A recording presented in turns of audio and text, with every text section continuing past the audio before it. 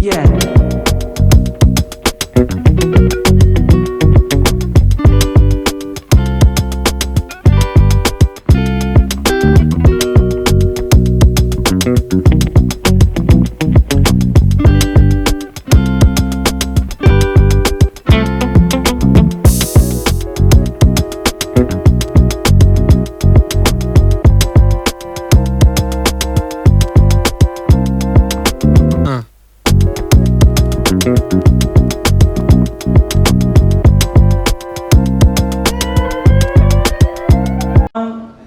वारणा महाविद्यालयाच्या मॉडीच्या प्राध्यापिका, महाराष्ट्रामध्ये ख्यातनाम म्हणून ज्यांना व्याख्याता म्हणून ओळखलं जातं असे हे व्यक्तिमत्व आहे.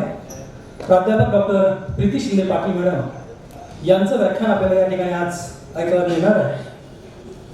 खऱ्या अर्थाने या ठिकाणी आयुष्यामध्ये जीवन जगत असताना सुख आणि दुःख ही माणसाला कधीच सोडत नाही, कारण एक बाजू सुखाची आणि दुसरी बाजू दुःखाची असतेच. मात्र सुखदुःखाच्या हिंदोळ्यावरती ज्यावेळेला आपण रडून पुढे जातो त्यावेळेला आयुष्यामध्ये कसा आनंद असतो हाच अनुभव आपल्याला मिळणार आहे. प्रमुख मान्यवरांचं या ठिकाणी आगमन होत आहे. यशवंतराव चव्हाण वारणा महाविद्यालयाच्या मराठीच्या प्राध्यापिका आणि व्याख्यात्या आदरणीय प्राध्यापक डॉक्टर विशाखा शिंदे पाटील मॅडम, त्याचबरोबर लोकशाही युवा नेते आदरणीय सौतात्या पाटील यांचं या ठिकाणी आगमन झालं आहे. त्याचबरोबर कराड नगरपालिकेच्या उपमुख्याधिकारी सभापती विशाखा पवार मॅडम यांचंही आगमन झालेलं आहे. आपण कराडकरांच्या जोरदार टाळ्यांच्या आवाजामध्ये आपण स्वागत करायचं आहे. सुस्वागतम सुस्वागतम. नगर वाचनालयाच्या वतीनं तब्बल 89 वर्षापासून अखंड अशा प्रकारची शालेय व्याख्यानमाला सुरू आहे आणि हे सगळ्यांना आपल्याला ज्ञात आहे. हे या व्याख्यानमालाचं आज 90वा वर्ष आहे आणि आज अखेर या 89 किंवा 90व्या वर्षामध्ये 701 महनीय साहित्य क्षेत्रातील प्रतिभा संपन्न व्याख्यात्यांनी ऐतिहासिक सांस्कृतिक वारसा जपण्याच्या या काळामध्ये आपला शब्द जागर केलेला आहे आणि याचा आस्वाद आपण सर्वांनी केला आहे. आपण सर्वजण तृप्त आहात असं मला या ठिकाणी वाटतं. 1855 साली कराडच्या चावडी चौकामध्ये नगर परिषदेच्या माडीवरती हे स्थापन झालेले हे आपलं नगर वाचनालय आज त्याचा वटवृक्ष झालेला आहे. हे ग्रंथालय आणि कराड नगर वाचनालय हे आपल्यासाठी पुण्यानंतर विद्येचं दुसरं महानगर कुणाला म्हटलं जातं तर ते आपल्या कराडला म्हटलं जातं. याचा सर्वस्वी अभिमान तुम्हाला आम्हाला आहे. त्याचबरोबर त्याचा गर्व केवळ अभिमानच नाही, त्याचा गर्वही आम्हाला आहे. स्वतंत्र महाराष्ट्राचे पहिले मुख्यमंत्री स्वर्गीय यशवंतराव चव्हाण साहेब याच आमच्या कराडच्या मातीत जन्मले आणि त्यांनीच स्वतंत्र महाराष्ट्राचा कलश ते आणला आणि ते खऱ्या स्वतंत्र महाराष्ट्राच्या कलशाचे या ठिकाणी मानकरी ठरलेले आहे. परराष्ट्र मंत्री, संरक्षण मंत्री, उपपंतप्रधान अशी अनेक पदे त्यांनी सांभाळले आहे आणि याच कराड नगरीच्या आपल्या सर्वांना ज्ञात नसणारे सुपुत्र स्वर्गीय पी डी पाटील साहेब यांचा इतिहास आपल्याला माहिती आहे की ज्यांनी सलग 40 वर्ष या कराड नगरीचं नगराध्यक्षपद भूषवलं आणि त्याची गिनीज बुक ऑफ रेकॉर्डमध्ये नोंद झाली. अशा या आपल्या काळच्या मातीमधल्या अशी सुपुत्र या ठिकाणी होऊन गेलेले आहे. त्याचबरोबर तुम्हाला सगळ्यांना माहिती आहे की भारताला ऑलिम्पिकमध्ये एकही पदक मिळालेलं नव्हतं. मात्र याच कराडच्या मातीमधील गोळेश्वर गावच्या स्वर्गीय खाशाबाब जाधव यांनी कुस्ती या प्रकारामध्ये भारताला पहिलं कुस्तीमधलं कांस्य पदक प्राप्त मिळवून दिले, ते याच मातीतले. आणि म्हणून अशी यशवंतराव चव्हाण वारणा महाविद्यालयाच्या मराठीच्या प्राध्यापिका, संपूर्ण महाराष्ट्रात गाजलेल्या ख्यातकीर्त व्याख्यात्या आणि शालेय आणि महाविद्यालय काळामध्ये प्रथम क्रमांक ज्याला आपण म्हणतो त्या प्रथम क्रमांकाची वक्तृत्व स्पर्धेमधले बक्षिसं मिळवलेली, अशी किती बक्षिसं मिळवली असतील तर 700च्या वर प्रथम क्रमांकाची बक्षीस मॅडम मिळवलेली आहेत. अशा ह्या ज्ञानवंत प्रतिभा संपन्न अशा प्रकारच्या व्याख्यात आपल्याला आज मिळालेल्या आहेत. त्यांचं या ठिकाणी मी मनोभावे स्वागत करतो. शब्द सुमनाने आपल्या सर्वांनी जोरदार टाळ्या वाजवून पुनश्च त्यांचं हार्दिक स्वागत करायचं. यानंतर आपल्याला या व्याख्यात्यासाठी मिळालेल्या व्याख्यात्या अत्यंत बहुश्रुत अशा की ज्यांच्या जिभेवरती सरस्वतीचा वास आहे असं म्हटलं जातं ते वास्तवात आपल्याला या व्याख्यानामधून पाहायला मिळेल आणि यासाठी त्यांचा या ठिकाणी सत्कार समारंभ स्वागत व सत्कार सोहळा संपन्न होतो आहे. ज्यांच्या हस्ते की जे आपल्या सर्वांचे लाडके आणि कराड शहरातील युवा नेते म्हणून ज्यांच्याकडे पाहिलं जातं ते सौतात्या पाटील. तुम्हाला सगळ्यांना माहिती आहे कधी पुढे जाऊन कराडचं हे वाचनालय आहे पश्चिम महाराष्ट्रामध्ये 1 नंबरला कसं जाईल यासाठी अविरत प्रयत्न करणारे आपले सौतात्या पाटील आहेत. त्यांनी गेली 2 वर्षापासून एवढी वाचक संख्या कराडला आहे, मात्र तरी सुद्धा प्रत्येक शाळेमध्ये जाऊन तात्याने एक महत्वाचं काम केलं की सर्वच्या सर्व 1000-2000 मुलं ज्या शाळेत असतील ती सगळी मैदानावरती घेतली आणि त्यांना सांगितलं की गेली 2 वर्षापासून आम्ही या नगर वाचनालयाचं सभासत्व तुमच्यासाठी मोफत देऊ केलेलं आहे, आपण या ठिकाणी सभासद व्हा. आणि असे हे प्रयत्न करणारे युवा गटनेते, लोकशाही विकास आघाडीचे गटनेते आदरणीय सौर पाटील तात्या यांना मी विनंती करतो की आजच्या व्याख्यात्या प्राध्यापक डॉक्टर प्रीती शिंदे पाटील मॅडम यांचं आपण स्वागत व सत्कार करावा आणि ती अशीच अखंड वाढत जावं, ती शब्द वाढ अशीच अखंड वाढत जावं अशा खास मनपूर्वक हार्दिक शुभेच्छा आहेत. आपल्या सगळ्यांना माहिती आहे की या ठिकाणी दुसरं पुष्प आजच्या दिवशी आपणा सर्वांना सुखी जीवनाचा मूलमंत्र देण्यासाठी व मार्गदर्शन करण्यासाठी लाभलेल्या प्राध्यापिका डॉक्टर प्रीती महेंद्र शिंदे पाटील यांचा थोडक्यात परिचय करून देण्यासाठी मी आज या ठिकाणी उभी आहे. कराड नगरपालिका नगर वाचनालयाने आयोजित केलेल्या 90व्या शारदीय व्याख्यानमालेत दुसरे पुष्प गुंफण्याचा मान यशवंतराव चव्हाण वारणा महाविद्यालय येथील प्राध्यापक डॉक्टर प्रीती महेंद्र शिंदे पाटील यांना लाभलेला आहे. निसर्गाने लाभलेली बौद्धिक प्रतिभा, असामान्य प्रतिभा, परिश्रमातून फुललेले कर्तृत्व, अमृताचा मधुर अमोघ वाणी आणि संवेदनशीलता जपणारी सिद्धहस्त लेखणी लाभलेल्या सौ शिंदे मॅडम या खंडेराजुरी तालुका मिरज येथील असून त्यांचे शिक्षण MA BEd MPhil नेट झाले आहे. स्त्री आत्मकथनातील पुरुष प्रतिमा या विषयावर त्यांनी PhD केली असून सध्या मॅडम वारणा महाविद्यालय येथे मराठी विषयाचे अध्यापन करीत आहेत. त्यांनी वाद्यज्ञ हा गाजलेल्या शालेय भाषणाचा संग्रह, कोरपान हा काव्य संग्रह, तसेच वक्तायन हा महाविद्यालयीन विजेत्या भाषणांचा संग्रह या पुस्तकांचे लेखन केले आहे. त्याचप्रमाणे निवेदन मंत्र हे उत्कृष्ट सूत्रसंचालनासाठी उपयुक्त पुस्तकाचे लेखनही त्यांनी केले आहे. नियतकालिकांमधून त्यांचे विविध लेख प्रसिद्ध होत असतात. त्यांच्या जागर स्त्री शक्तीचा, गर्दीत माणसांच्या माणूस शोधते मी या DVD प्रसिद्ध झाल्या आहेत. शिंदे मॅडम या शब्द केसरी, शब्द सम्राज्ञी, समाज गौरव या पुरस्कारांनी सन्मानित झाल्या आहेत. राज्यस्तरीय स्पर्धांमधून प्रथम क्रमांकाची 700हून अधिक पारितोषिके मिळवली आहेत. तसेच निवेदन कौशल्य, वक्तृत्व विकास या विषयावरील कार्यशाळांचे आयोजन व मार्गदर्शन त्या करत आहेत. त्यांची विविध विषयांवर महाराष्ट्र व महाराष्ट्राबाहेर 1500हून अधिक व्याख्याने झाली आहेत.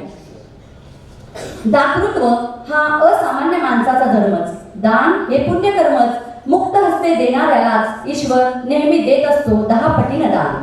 हाच बसा जोपासत त्यांनी विविध सामाजिक व शैक्षणिक संस्थांसाठी आर्थिक व सांस्कृतिक योगदान दिले आहे. त्यांचे काही गाजलेल्या व्याख्यानांचे विषय: जगी सर्वसुखी असा कोण आहे, संत साहित्याची विचारधारा, जागर स्त्री शक्तीचा, अरे पुन्हा आयुष्याच्या पेटवा मशाली, आई गाथा पराक्रमाची, घरात जिजाऊ असेल तर अंगणात शिवबा दिसेल, गर्दीत माणसांच्या माणूस शोधते मी.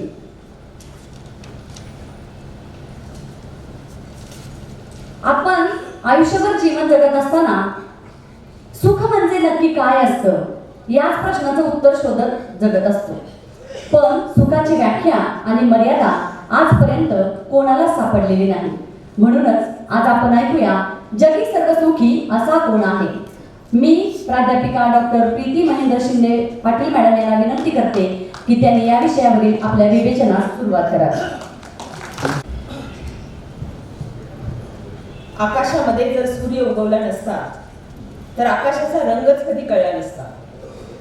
आणि महाराष्ट्रामध्ये यशवंतराव चव्हाण यांच्यासारखा नेता झाला नसता तर या महाराष्ट्राला विकास या शब्दाचा अर्थच कधी कळला नसता. त्या कराडच्या मातीनं हा सह्याद्री दिला, त्या मातीला वंदन करते. एक राजकीय नेता एका शहरामध्ये किती पराकोटीचं काम करू शकतो हे दाखवणाऱ्या पाटील साहेबांच्या चरणी मी विनम्र अभिवादन करते. आदरणीय तात्या इथं आहेत. मला म्हणावं वाटतं खरंच सगळ्या महाराष्ट्राची विद्वत्ता कुठं आहे असा प्रश्न जर मला कोणी विचारला तर मी सांगेन कराडच्या वाचनालयाचा. 90 वर्ष हा ज्ञानयज्ञ तुम्ही तेवढ ठेवला. साधी गोष्ट नाही. खरं तर व्याख्यानाला जाणं श्रोत्यांसाठी आनंदाचं असतं, पण काही व्याख्यानाला जाणं हे व्याख्यानांसाठी भूषणावह असतं.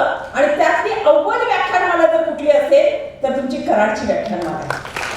तुम्हाला सगळ्यांना मी वंदन करते. खरं तर ज्यावेळी मी वाचनालयामध्ये बसले होते, आदरणीय ग्रंथपाल सर सोबत पाटील सर होते, अकॅडमीचे सर होते, सगळेजण बोलत होते आणि मी मात्र त्या व्याख्यानमालेमध्ये कोण कोण येऊन गेले बघत होते. पुढं माझं बघायचं धाडसच संपलं. कोण राहिलं इथे यायचं? कुणीच राहिलं नाही. म्हणजे एक व्याख्यानमाला महाराष्ट्रातल्या सगळ्या विद्वानांना इथपर्यंत आणू शकते. आणि त्याचं उदाहरण म्हणजे हे कराड आहे. स्वच्छ कराड, सुंदर कराड, समृद्ध कराड आणि विद्वान कराड. सर्व कराडकरांनो, तुम्हाला माझा साष्टांग दंडवत आहे. 90व्या व्याख्यानमालेमध्ये मी तुम्हाला शतशः अभिवादन करते, कारण तुम्ही मला इथं बोलवले. माझ्या आयुष्यातला हा भाग्याचा दिवस आहे आणि विषय सुद्धा फार सुंदर दिलाय सरांनी मला. जगी सर्व सुखी असा कोण आहे. माझ्या अतिशय आवडत्या उदाहरणानं मी या व्याख्यानाची सुरुवात करते. एक राजा होता, अतिशय दुःखी होता. राजाला कमी काहीच नव्हतं, पण राजा वैचेन होता. एक दिवस त्या राजाकडे एक ज्योतिषी आला आणि राजाला भविष्य सांगितलं. गोष्ट माहिती असणार आहे बऱ्याच जणांना. भविष्य होतं, महाराज, एका सुखी माणसाचा सदरा तुम्ही एक दिवस घाला, तुम्ही आयुष्यभर सुखी व्हाल. राजा म्हटलं फार सोपी गोष्ट आहे. फरमान काढलं, सुखी माणूस आणा आणि माझ्यासमोर उभा करा. सगळेजण धावत होते, शोधत होते, पण सुखी माणूस अख्ख्या राज्यामध्ये सापडत नव्हता. शेवटी राज्याच्या वेशीवर एक नाचणारा गाणारा भिकारी त्यांना दिसला. प्रधानानं विचारलं, बाबा रे, तू नाचतोयस, गातोयस, तू सुखी आहेस का? भिकारी म्हणतो, होय. कसलंच दुःख नाही, काही चिंता नाही, मी सुखी माणूस आहे. पकडला त्याला आणि राजासमोर आणून उभा केला.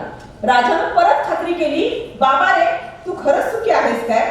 भिकारी म्हणतोय, महाराज, कसलीच काळजी नाही, एकदम सुखी. उतावळी झालेला राजा त्या भिकाऱ्याला म्हणतो, आता एकच काम कर, तुझा एक सदरा फक्त एक दिवस घालायला दे, त्या बदल्यात तू जे काही बघशील ते सगळं तुला मिळेल. ढगानं गडगडाट करावा तसा तो भिकारी हसला आणि राजाला म्हणाला, महाराज, गरिबाची चेष्टा करता की काय? अहो, भिकारी माणूस रस्त्यावर राहतो, रस्त्यावरच झोपतो. गेली कित्येक वर्ष माझ्याकडे एकही सदरा नाही महाराज, मी उघडाच फिरतो, पण मी जगातला सुखी माणूस आहे. ही गोष्ट तुम्ही ऐकली, मीही ऐकली होती, पण या गोष्टीत आम्ही शिकलो काय? अहो, सगळं ऐश्वर्य पायाशी लोळण घेत असताना एखादा राजा मनातून सुखी होऊ शकत नाही. पण उद्याच्या पोटाची काळजी कशाला? उद्याच्या पोटाची काळजी कशाला? आकाश पांघरू दगड उशाला असं म्हणणारा फटका माणूस मात्र सुखामध्ये लोळत असतो.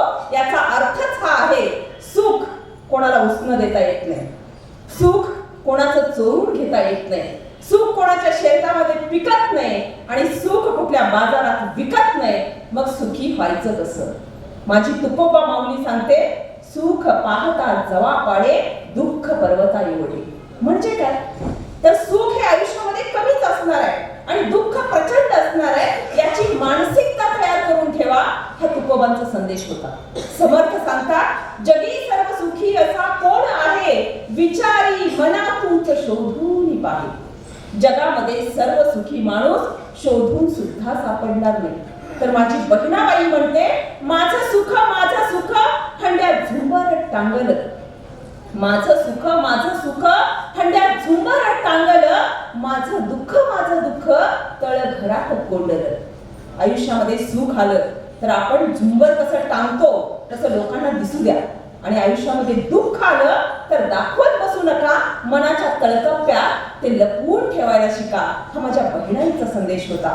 तर कुसुमाग्रज म्हणतात, एकदा दुःखालाच असह्य झालं दुःख पण म्हणून ते गेलं सुखाच्या बाजारात. सुखाच्या बाजारात जाऊन दुःखानं खरेदी केला एक आनंदाचा गणवेश घालून दुःख सुखाच्या पार्टीत गेले.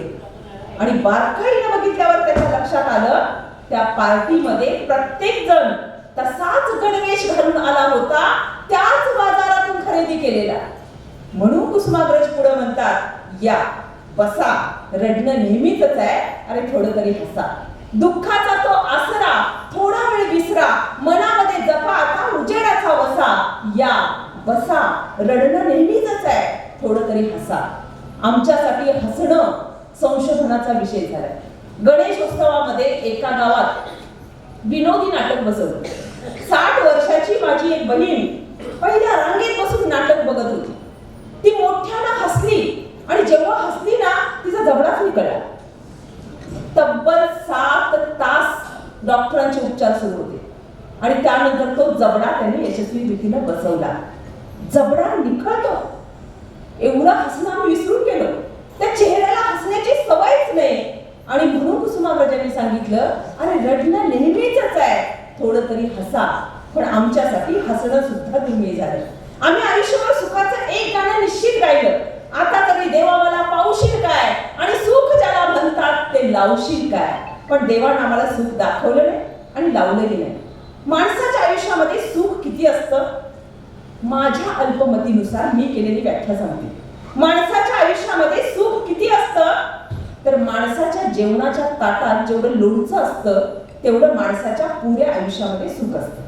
कुणीही माणूस जेवू द्या, चपाती वाढून खायची असेल तर 2 घेईल, भाकरी किती घेईल? 1 घेईल, 1.5 घेईल. भात भरपूर असतो, आमटी भरपूर असते, भाजी भरपूर असते, पण त्याच्या एवढं लोणचं खाणारा माणूस आपण बघतो का? लोणचं असतं फोडभर, चमचाभर, पण सगळं जेवण संपेपर्यंत ते फोडभर असणारं लोणचं आम्ही पुरवून पुरवून खात असतो. आयुष्यामध्ये सुख त्या लोणच्या एवढं वाटणीला येऊ द्या, भले ते चमचाभर वाटणीला येऊ द्या, पण ज्याला पुरवून पुरवून खाता आलं, ज्याला मुरवून मुरवून खाता आलं आणि ज्याला उरवून उरवून खाता आलं, तो माणूस माझ्यासाठी या जगातला सर्व सुखी माणूस असणार आहे. जगी सर्व सुखी असा कोण आहे?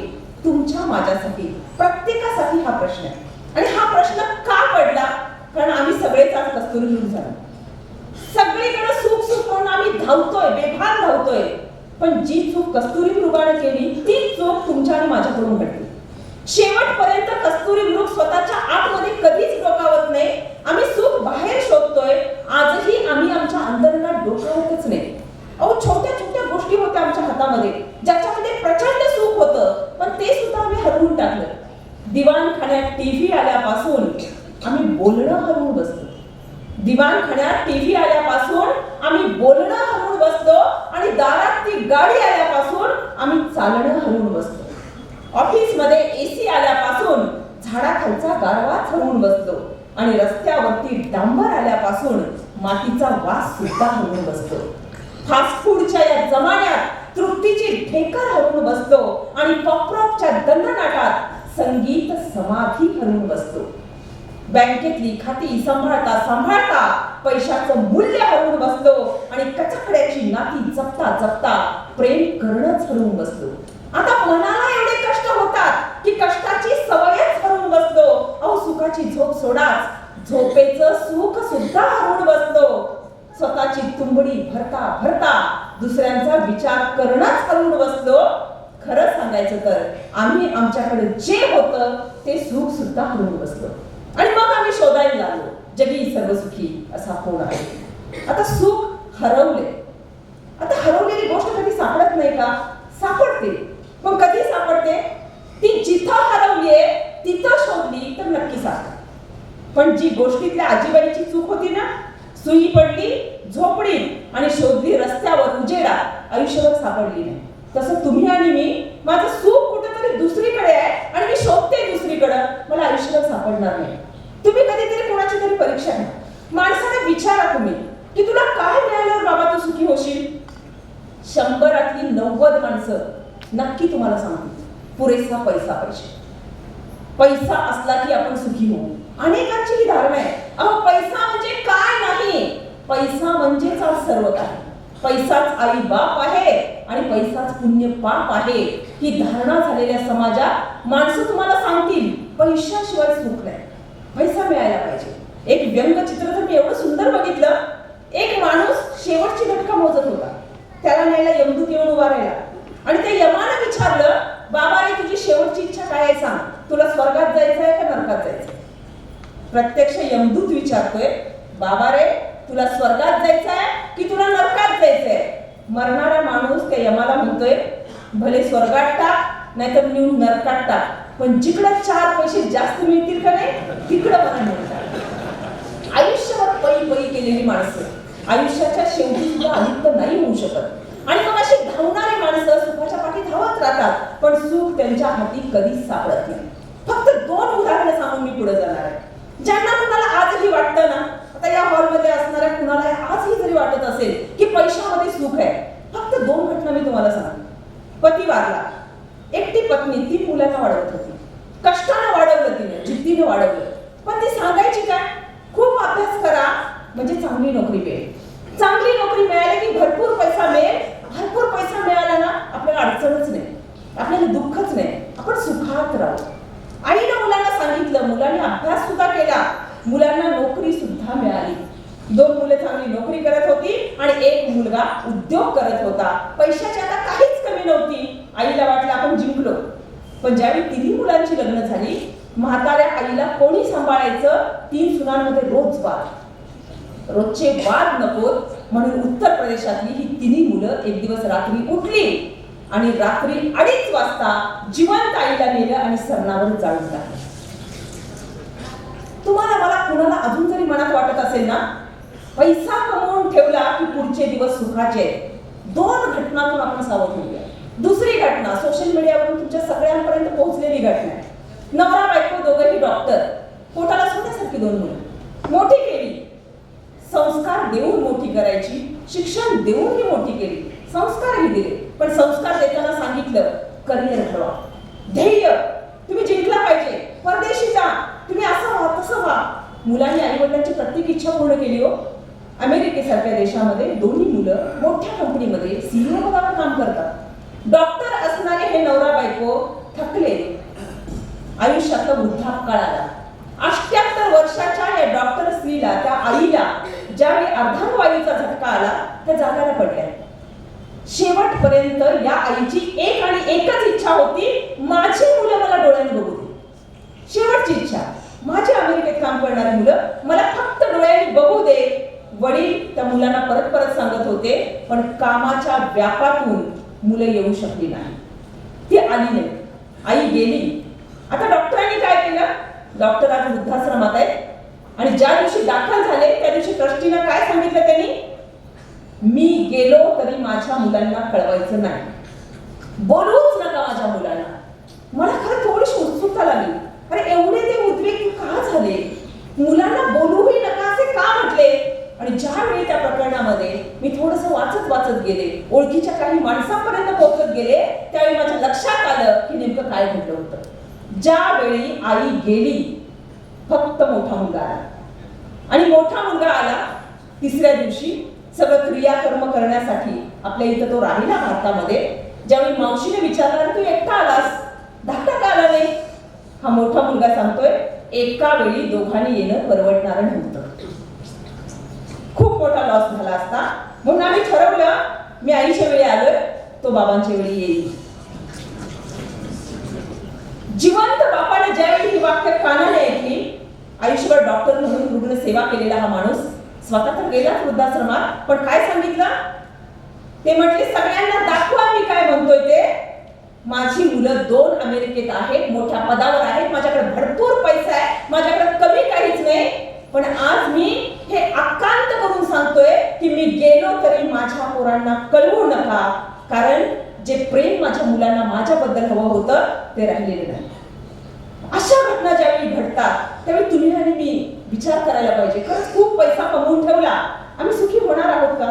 अहो, पूर्वजांनी सांगितलं होतं, पैशानं अन्न विकत घेता येतं पण पैशानं भूक नाही विकत घेता येत, पैशानं औषध विकत घेता येतं पण पैशानं आरोग्य नाही विकत घेता येत, पैशानं पलंग खरेदी करता येतो पण पैशानं झोप नाही विकत घेता येत, पैशानं आपण घड्याळ विकत घेऊ, वेळ कधी विकत घेता येत नाही, पैशानं आपण मूर्ती विकत घेऊ पण भक्ती कधी विकत घेता येत नाही, पैशानं आपण बँकांमध्ये खाती काढू पण जी जिव्हाळ्याची नाती आहेत ना ती पैशानं मिळवता येत नाही.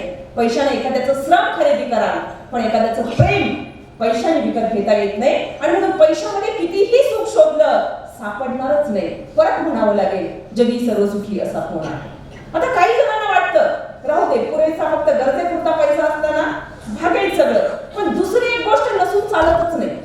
शहरातल्या माणसांना ती गुंडावर तरी लागतेच आणि खेड्यातल्या माणसांना ती एकरभर तरी लागतेच. ज्याच्या नावावर काहीच नाही ना त्या माणसाला या पृथ्वीवर आपण कोणतरी उपराय असं वाटायला लागतं. आयुष्यभर तो माणूस कपाळावर आठा घालून का माझ्याकडे काहीच नाही, माझ्याकडे जमीन नाही.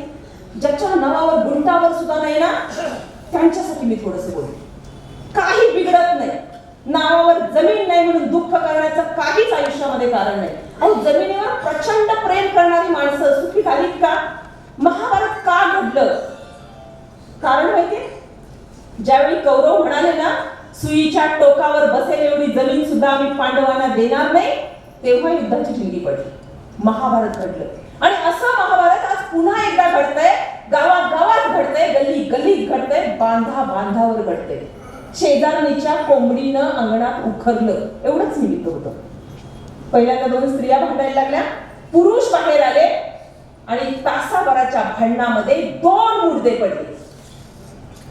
माझं संवेदनशील मन खरंच कळवळू लागलं. अरे कोंबडीनं उखरणं हे कारण 2 माणसांचं जीव घेणे इतकं गंभीर कारण होतं का हो? हे कसलं प्रेम आहे जमिनीवर? प्रेम म्हणायचं काय याला? कशासाठी हवी जमीन? काय करतात माणसं जमिनीसाठी? जत मधलं उदाहरण अजूनही डोळ्यासमोरून जात नाही. एका घराची 11 माणसं जिवंत मारतात, 11 माणसं. आणि कशासाठी? जमिनीचा वाद. एक भाऊ दुसऱ्या भावाच्या जीवावर उठतो, त्याला संपवतो. कारण काय? बांध कोरला म्हणे. बांध कोरला म्हणजे काय? वितवर जमिनीची माती त्यानं तिकडे ओढली तर यानं आपला भाऊ संपवला. एवढं प्रेम करतात ना जे जमिनीवर, त्यांच्यासाठी मला एकनाथांच्या काळातली एक गोष्ट सांगायची. एकनाथांच्या काळामध्ये एक माणूस होता, प्रचंड हव्यास. गावामध्ये कुणाची ही जमीन विकायला काढली ना हा तळमळलाच. दुबाडतोय. नाथांनी एक युक्ती केली. नाथ महाराज त्याच्या घराजवळून जाऊ लागले. वाकून बघितला, हा पैसे मोजत होता. कारण जमिनीचा एक नुकताच व्यवहार याला करायचा होता आणि हा पैसे मोजत होता. एकनाथ महाराज त्याच्या दरवाजासमोर थांबले आणि त्यांनी हाक मारून त्याला एक काम सांगितलं. काम किती छान होतं बघा. ते म्हटले, मी तुमच्या आधी वर जाणार आहे, तुम्ही माझ्या नंतर वर याल. येताना माझं एक काम करा, येताना जरा सुई दोरा घेऊन या. बरंच काही फाटले, वर बसून शिवावं म्हणतोय निवांत. पैसे मोजता म्हणला, हा नाथ महाराज काळजी करू नका, जावा मी घेऊन येतो. पैसे मोजून झाले, बाजूला सगळं ठेवलं व्यवस्थित, अंथरुणावर पडला आणि मग नाथ हटवले. नाथाने आपल्याला काम सांगितलं आणि ते काम काय होतं? वर येताना सुई दोरा घेऊन या. विचार करायला लागला, तर वर जाताना सुई दोरा न्यावा म्हणजे कसा न्यावा? त्याने विचार केला की मला मरण कळलं, आजारी पडलो, मरण कळलं, तुम्ही काय करेन? सुई दोरा घेईन आणि खिशात ठेवेन. लक्षात आलं, अरे आपण गेल्यावर लोक आपल्याला जाळून टाकणार, जिथं तो खिस्सा नाही राहणार, जो शर्ट नाही राहणार, जी कातडी नाही राहणार, कुठं ठेवणार आहे सुई दोरा? याने विचार केला, मी गिळून टाकेन, पोटात ठेवेन. आणि मग लक्षात आलं, ज्या देहाचीच राख होणार, देहच नाही राहणार तर सुई दोरा राहणार कुठं? आणि शेवटी पहाट होईपर्यंत त्यानं विचार केला आणि या माणसाच्या डोक्यात लख प्रकाश पडला. साधी सुई नेऊ शकत नाही तर गावाच्या जमिनी मी कशा आणि कुठं नेणार आहे? पोटाला तर माझ्या मूल पण नाही, मी या सगळ्या जमिनीचं काय करणार आहे? आणि माणूस आयुष्यातून पुढं मात्र बदलून गेला. नाथांनी त्या माणसाला आयुष्याच्या शेवटी जे कळवून दिलं ना, ते तुम्हाला आणि मला आयुष्याच्या सुरुवातीला जर कळालं, जमीन नाही म्हणून आपण कुणीच दुःखी असणार नाही. हिंदीमध्ये खूप छान शेर आहे, तुम्ही सगळ्यांनी ऐकला असेल.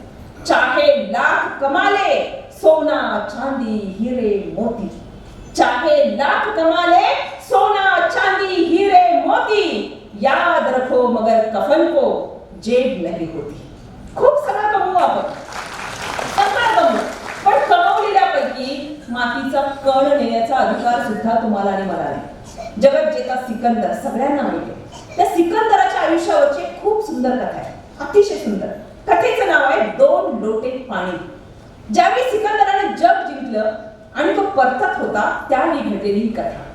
सिकंदराजवळचा पाण्याचा साठा संपला आणि सिकंदर तापलेनं व्याकुळ झाला. व्याकुळ झालेला हा राजा सैनिकांना सांगत होता, काहीही करा आपण लोटावर पाणी आणा, काहीही करा तांब्यावर पाणी आणा. सैनिक धावाधाव करत होते, सगळीकडे बघत होते, भयान वाळवंट, कुठंच पाणी नाही, करणार काय? सिकंदर मात्र आणखी अस्वस्थ, आणखी व्याकुळ. बरेच अंतर गेले आणि पुढे मात्र एक झोपडीसारखं एक छोटंसं काही काहीतरी दिसलं. झोपडी असावी म्हणून सैनिक आतमध्ये वाकून बघतोय तर त्यानं पाहिलं त्या झोपडीमध्ये एक आजोबा बसले आणि आजोबांच्या बाजूला 2 तांबे भरून पाणी ठेवले. खूप खुश झाला तो सैनिक. म्हटलं आजोबा तुमच्याकडे 2 तांबे आहेत ना, 1 लोटा पाणी द्या. आजोबांनी विचारलं कोणाला पाहिजे रे बाबा? देतो, पण कोणाला पाहिजे सांग. आता विजयाची उर्मी उफाळून आली. कोणाला म्हणून काय विचारताय? धन्यता माना तुमची. अहो कोण मागतोय पाणी माहितीये तुम्हाला? जगात राजा सिकंदर. त्यांना पाणी देणं हेच तुमचं पुण्य. आजोबा हुशार होते. ते म्हटले हो का, एवढं पुण्य करतोय मी, मग आता तू एक काम कर. तू जा तुझ्या राजाकडं आणि तुझ्या राजाला विचार की मी जर लोटाभर पाणी दिलं तर त्या पाण्याच्या बदल्यात राजा तू मला काय देशील. गेला सैनिक पळत पळत विचारलं काय देणार तुम्ही? सिकंदर तो म्हणतोय न्या जावा, थैली भरून सोन्याच्या मोहरा न्या. काय लागतं गरीब म्हाताऱ्या माणसाला? थैली भरून सोन्याच्या मोहरा होता त्याच्या पुढं आणि पटकन लोटाभर पाणी घेऊन या. सैनिकांनी ती थैली घेतली, पळत पळत गेले, अक्षरशः ढीक घातला त्याच्या समोर आणि म्हटले पटकन त्या लोटाभर पाणी. आजोबा म्हटले मोहरा भरा, परत न्या. परवडत नाही रे, फार स्वस्तात मागतोय, एवढा स्वस्तात मी नाही देऊ शकत. विचारा राजाने, जग जिंकले ना, काय देणार, आणखी काय देणार? सैनिकांनी मोहरा भरल्या, परत पळत आले. सिकंदराला म्हणतात एवढ्यात परवडत नाहीत म्हणतात आजोबा. सिकंदराला वाटले लालची असेल बहुतेक. असं करा, अंबारी भरून सोन्याची नाणी न्या आणि आणा लोटाभर पाणी. अंबारी भरून सोन्याची नाणी झोपडीच्या समोर ती अंबारी आणि आत गेलेला सैनिक म्हणतोय अंबारी भरून सोन्याची नाणी बाहेर आहेत, द्या पटकन लोटाभर पाणी. आजोबा म्हटले फार स्वस्त मागताय, नाही परवडत. जग जिंकलेला राजा आणि लोटाभर पाण्याला फक्त अंबारीवर नाणी, मला परवडत नाही. सैनिक ज्यावेळी सांगत गेले, जग जिंकलेला सिकंदर स्वतः झोपडीपर्यंत आला. एवढं छान वर्णन केले ना त्या कथेमध्ये. आणि ज्यावेळी त्या झोपडीमध्ये यावं लागलं जगत जेत्याला, मान खाली घालावी लागली, कारण झोपडीचं दारच तेवढं छोटं होतं. आत आलेला सिकंदर म्हणतोय आजोबा तुला काय पाहिजे? लोटाभर पाण्याच्या बदल्यात काय पाहिजे मागून तर बघा. आजोबा म्हणतात राजा अरे तू पराक्रमी, तू शूर, तू विद्वान, तू जिंकणारा, मी काय सांगणार गरीब माणूस, तूच सांग आता लोटाभर पाण्याच्या बदल्यात तू मला काय देऊ शकतोस. आणि मग व्याकुळ झालेला सिकंदर, प्राण कासावीस झालेला सिकंदर म्हणतोय भले मी जिंकलेल्या राज्यापैकी अर्ध राज्य देऊन टाकतो, पटकन लोटावर पाणी घ्या. आजोबा हसले आणि जी वाक्य लिहिलेत ना कथाकारांना खूप मार्मिक आहे. ते आजोबा म्हणतात बघ सिकंदर, युद्ध केलंस, रक्त सांडलंस, संघर्ष केलास, राज्य जिंकलंस आणि लोटावर पाण्यासाठी अर्ध राज्य द्यायला तयार झालास. तुझ्या राज्याची किंमत कळली तुला? जर तू लोटावर पाण्यावर अर्ध राज्य देत असशील तर तुझ्या पुऱ्या राज्याची किंमत आहे फक्त 2 लोटे पाणी, त्यापेक्षा जास्त नाही. आणि ते तर माझ्याकडे पण. जगी सर्व सुखी तो असतो. फक्त जिंकण्याचा अभ्यास म्हणजे सुख नाही, जिंकणं म्हणजे सुख नाही, सत्ता मिळवणं म्हणजे सुख नाही, सगळ्या जगावर राज्य करणं म्हणजे सुख नाही. सिकंदराला आयुष्याच्या शेवटी हे कळलं आणि म्हणून सिकंदर जाताना सांगतोय माझे हात लोकांना दिसतील असे ठेवा, उघडे ठेवा, लोकांना दिसतील असे ठेवा, कारण जगाला कळू दे जग जिंकलेला राजा सुद्धा जाताना रिकाम्या हातांनीच गेला. सिकंदराला आयुष्याच्या शेवटी कळलं. तुम्हाला आणि मला जर आयुष्याच्या मध्यावर कळलं तर माझ्याकडे जमीन नाही म्हणून मला रडायची काय गरज आहे? रडूच शकत नाही. माझ्याकडे जमीन नसेल ना तरी मी सुखात आहे, माझ्याकडे पैसा नसेल ना तरीही मी सुखात आहे. आता बऱ्याच जणांना वाटतं भले राहू दे, जमीन नाही, एखादा फ्लॅट नाही, प्लॉट नाही, पण बाकीच्या थोड्याशा गोष्टी असाव्यातच. आणि त्यामध्ये काय असावं वाटतं? महिलांचा विचार केला ना, सणासुदीला घालायला एक तर मोठं मंगळसूत्र तर जरा घालून मिरवावं, जरा इकडे तिकडे 4 जणींना दाखवावं. ज्यांच्याकडे फार दागिने नाहीत ना अजिबात दुःखी होऊ नका. एक घटना तुम्हाला माहिती असेल, कोल्हापूरमध्ये एका घरावर दरोडा पडला. चोरांनी जे काही होतं सगळं गोळा केलं. चोर चालले, घरातल्या आजीनं गप्प बसव की नाही, म्हणले आम्ही गौरीचंच आहे, घेऊन जा. आम्ही घरात काय ठेवतोय, आमचं लॉकरमध्ये गौरीचंच आहे, घेऊन जा. चोरानं नेलं का पाठीमागा आला बेदम मार. आमच्याकडे फार सोनं असतं की आम्ही सुखी असणार आहे का? ज्यावेळी अशा घटना ऐकतो ना, जाता जाता एखाद्याच्या गळ्यातलं ओढलं आणि ती स्त्री पडली, मग कोम्यात गेली, दुसऱ्या दिवशी घालायचं धाडस आहे काय? मग जे घालून मिरवू शकत नाही, फक्त आपल्याला वाटतं म्हणून कमवण्यात काही अर्थ नाही. फार सोनं नसतं, काही काळजी करायची गरज नाही. ईश्वराने दिलेला हा देह आहे ना, सगळ्यात मोठा मौल्यवान आहे. सगळ्यात सुंदर गोष्ट आहे तुमच्या माझ्या आयुष्यातली. याच्यापेक्षा आणि काहीच नको. आता तर तुम्ही आणि मी भाग्यवंताच्या यादीत आहे आपण सगळेजण. का तर कोरोनात आपण जिवंत आहे. कोरोनाला आपण हरवलं, आपण जिंकलो ना, यातच आपलं सगळं आलं. आणि त्यामुळे दागिने नाहीत म्हणून तुम्ही आणि मी कधीच दुःखी नाही होणार. आता घरामध्ये फार चांगल्या वस्तू असाव्यात असतं एखाद्याचं स्वप्न. घरात महागडं फर्निचर असावं, सगळं असावं म्हणजे जरा बरं वाटतं महिलांना. पण ज्यांना कोणाला असं वाटतं ना, अनुभवलेलं उदाहरण सांगतो. एका मोठ्या राजकीय नेत्याने व्याख्यान ठेवलं होतं आणि अजून व्याख्यानाला वेळ होता म्हणून त्यांच्या घरी त्यांनी माझी व्यवस्था केलेली होती. मी तिथे बसले. आता त्या घरची सून ज्यावेळी आली ना माझ्याकडं, सगळे नोकर चाकर पाणी देऊन गेले, चहा आणून दिले. 2 मिनिट फक्त ती स्त्री माझ्याजवळ बसली आणि तिनं माझ्याकडे बघत बघत जी 2 वाक्य फुटफुटली ना, सगळ्या इथल्या महिलांनी कान देऊन ऐकलं. ती स्त्री मला म्हणते, मॅडम आमचे हे रात्री कधी पण उठले ना, तांब्यातलं पाणी आधी मला पाजतात आणि मगच ते पितात. आता व्याख्यानाला बोलवल्यानंतर आधी बऱ्यापैकी ओळख झालेली होती आणि गेल्यावर पण मी त्यांना भेटले. मग त्या असं म्हणतात म्हटल्यावर काहीतरी प्रतिक्रिया द्यायची. मग मी म्हटलं छान, खूप प्रेम आहे नवऱ्याचं, पाणी सुद्धा बायकोला वाजल्याशिवाय पित नाही, खूप छान. इकडं तिकडं बघून पुढचं वाक्य होतं, प्रेम वगैरे काही नाही मॅडम. चुकून जर कुणी विष घातलं ना, स्वतः मरायला नको म्हणून माझा नवरा आधी मला पाणी पाजतो आणि मग तो पितो. काय सुखी असेल का ती बाई. त्या घरातल्या सगळ्या इम्पॉर्टंट वस्तू मला क्षणात माती मोल वाटल्या. आणि ती जी बोलली ना, जाता जाता सांगायची विसरली नाही की हा तुम्ही घरातल्यांना काही म्हणू नका. एवढे तुमच्या घरातल्यांना मी काय नाही म्हणणार, पण जिथं जिथं जायचं तुम्ही सांगणार नाही. म्हणजे ज्या घरामध्ये फार महागड्या वस्तू आहेत, चांदीच्या ग्लासमधून पाणी देणारी माणसं, सोन्याच्या ताटात एकेकाळी जेवणारी माणसं, त्या घरात सुद्धा तिची सून आज सुखात आहे का? त्या वस्तूंमध्ये सुख शोधलं तर कधीच सापडणार. पण माणसं शोधतात. घरं बदलली, तुमचं माझं प्रत्येकाचं घर बदललं. पूर्वी घराला आम्ही गोकुळ म्हणायचो. आता गोकुळचा आमचा संबंध फक्त त्या दुधाच्या पिशवी पुरताच. तुमच्याकडे तर तेवढं पण ते येत नाही, का तर तुमचं मोठं प्रोडक्ट आहे. आणि त्यामुळे या सगळ्या गोकुळ या शब्दाला आम्ही मुकायला लागलो. गोकुळ आहे का आमच्या घरात? मी 4 जण, आम्ही 2, आमचे 2, आमचा होतो एक चौकोन. पुढे चौकोनातले जातात 2 आणि उरलेल्यांना आधार कोण, ही घरांची अवस्था. म्हणजे आपण 4 जण, 4 तरी घरात असतात का? मुलगा इन्स्टावर, मुलगी फेसबुकवर, आई कार मध्ये आणि बाबा बार मध्ये. 4 असतात ज्यावेळी एकत्र, मनाने एकत्र असतात का? असतात मनाने एकत्र. एक नवरा जेवत होता, जेवता जेवता कुणाकुणाचे स्टेटस बघत होता. जेवता जेवता स्टेटस मध्येच सुरू होतो. मग बायकोनं वाढलं, अहो आता जेवा राहू दे, उजवा हात सोडला, उजव्या हातानं खायला लागला, अंगठ्याने सुरू झाला. बायको म्हणली, अहो भाजी कशी झाली आहे? छान आहे, गवारी, छान छान छान गवारी. ती म्हणली, गवारी? अहो एवढा आहे, खाली बघून घेतला. बघितलेली डोळ्यात बघितलेली उदाहरण आहे. गवारी आणि घेवड्याचा फरक कळेना. पोरगं जेवायला लागले, पुढे ताट आहे, पोरगा म्हणले, चॅटिंग सुरू आहे, ब्लूटूथ घातलंय, काय तर त्याचा मोबाईल मध्ये सुरू आहे. आईने 3 वेळा विचारलं, पिंट्या भाजी वाढू का?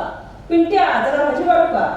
पिंट्या भाजी वाढू का? 3ऱ्यांदा जेव्हा ओरडून विचारलं, शेजारी बहीण होती. म्हणजे आई नाही केलं ऐकू येणार त्याला, ऑनलाईन आहे तो, ब्लूटूथ आहे कानात, कशाला ओरडतीस, थांब जरा. बहीण ऑनलाईन गेली, तिनं मेसेज केला, दादा ताटातली भाजी संपली, आई विचारते वाढू का? मग खाली बघितलं, हा जरा जरा जरा वाढ. ही आमची घर आहेत. लहानपणी आम्ही भांडायचो झोपण्यासाठी, का तर आम्हाला आई वडिलांजवळ झोपायचं. मी आईजवळ का तू वडिलांजवळ, भांडायचो आम्ही. आज पोरं भांडतात आमची, पण कशासाठी? जिथं मोबाईल चार्जिंगला लावायला येतो ना, त्या पिनच्या जवळचा जो बेड आहे तिथं झोपायसाठी हमखास भांडण लागणार, 100% भांडण लागणार. आमच्या घरातलं सगळं वातावरण बदलत चाललंय. खरं इथं आल्यावर मला एवढं खरं तर आश्चर्यही वाटलं आणि कौतुकही वाटलं. म्हणजे व्याख्यानमालेची वेळ जी तुम्ही दिली, त्या वेळेला सगळ्या स्त्रिया येत होत्या आणि सगळे हे सभागृह एवढं खचखचून भरले, यासारखी आनंदाची गोष्ट कुठलीच नाही.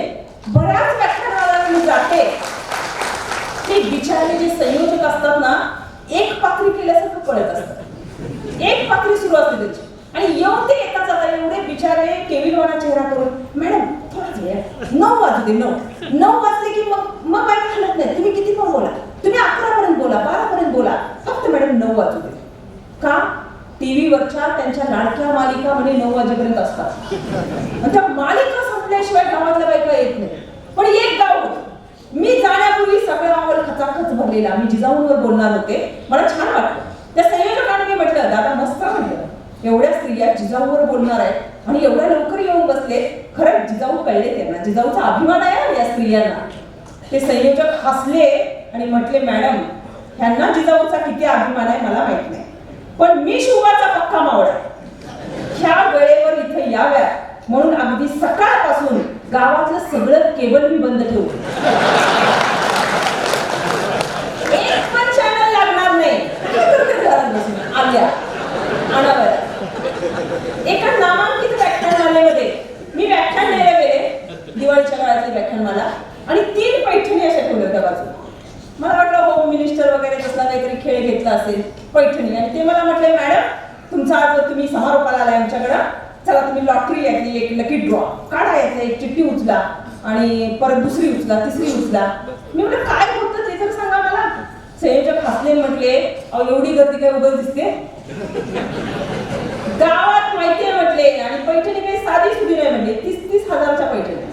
जे संयोजक मग कसे असतात बघा, ते म्हणजे बायका व्याख्यान ऐकायला रोज येणार नाही म्हणून पहिल्या दिवसापासूनचा नियम आहे, पहिल्या दिवसापासून 7 दिवसाची व्याख्यानमाला, रोज 7 दिवस जी स्त्री हजर राहील आणि तिनं आपला तो नंबर लिहायचा, इथं टाकायचा, तिकडे रजिस्टर आहे, हे सगळं काम आम्ही चालवलं. आणि शेवटच्या दिवशी आमची सोडत आहे, ज्यांना कधी 3 चिठ्ठ्या तुम्ही काढाल ना त्यांना त्या पैठणी आहेत.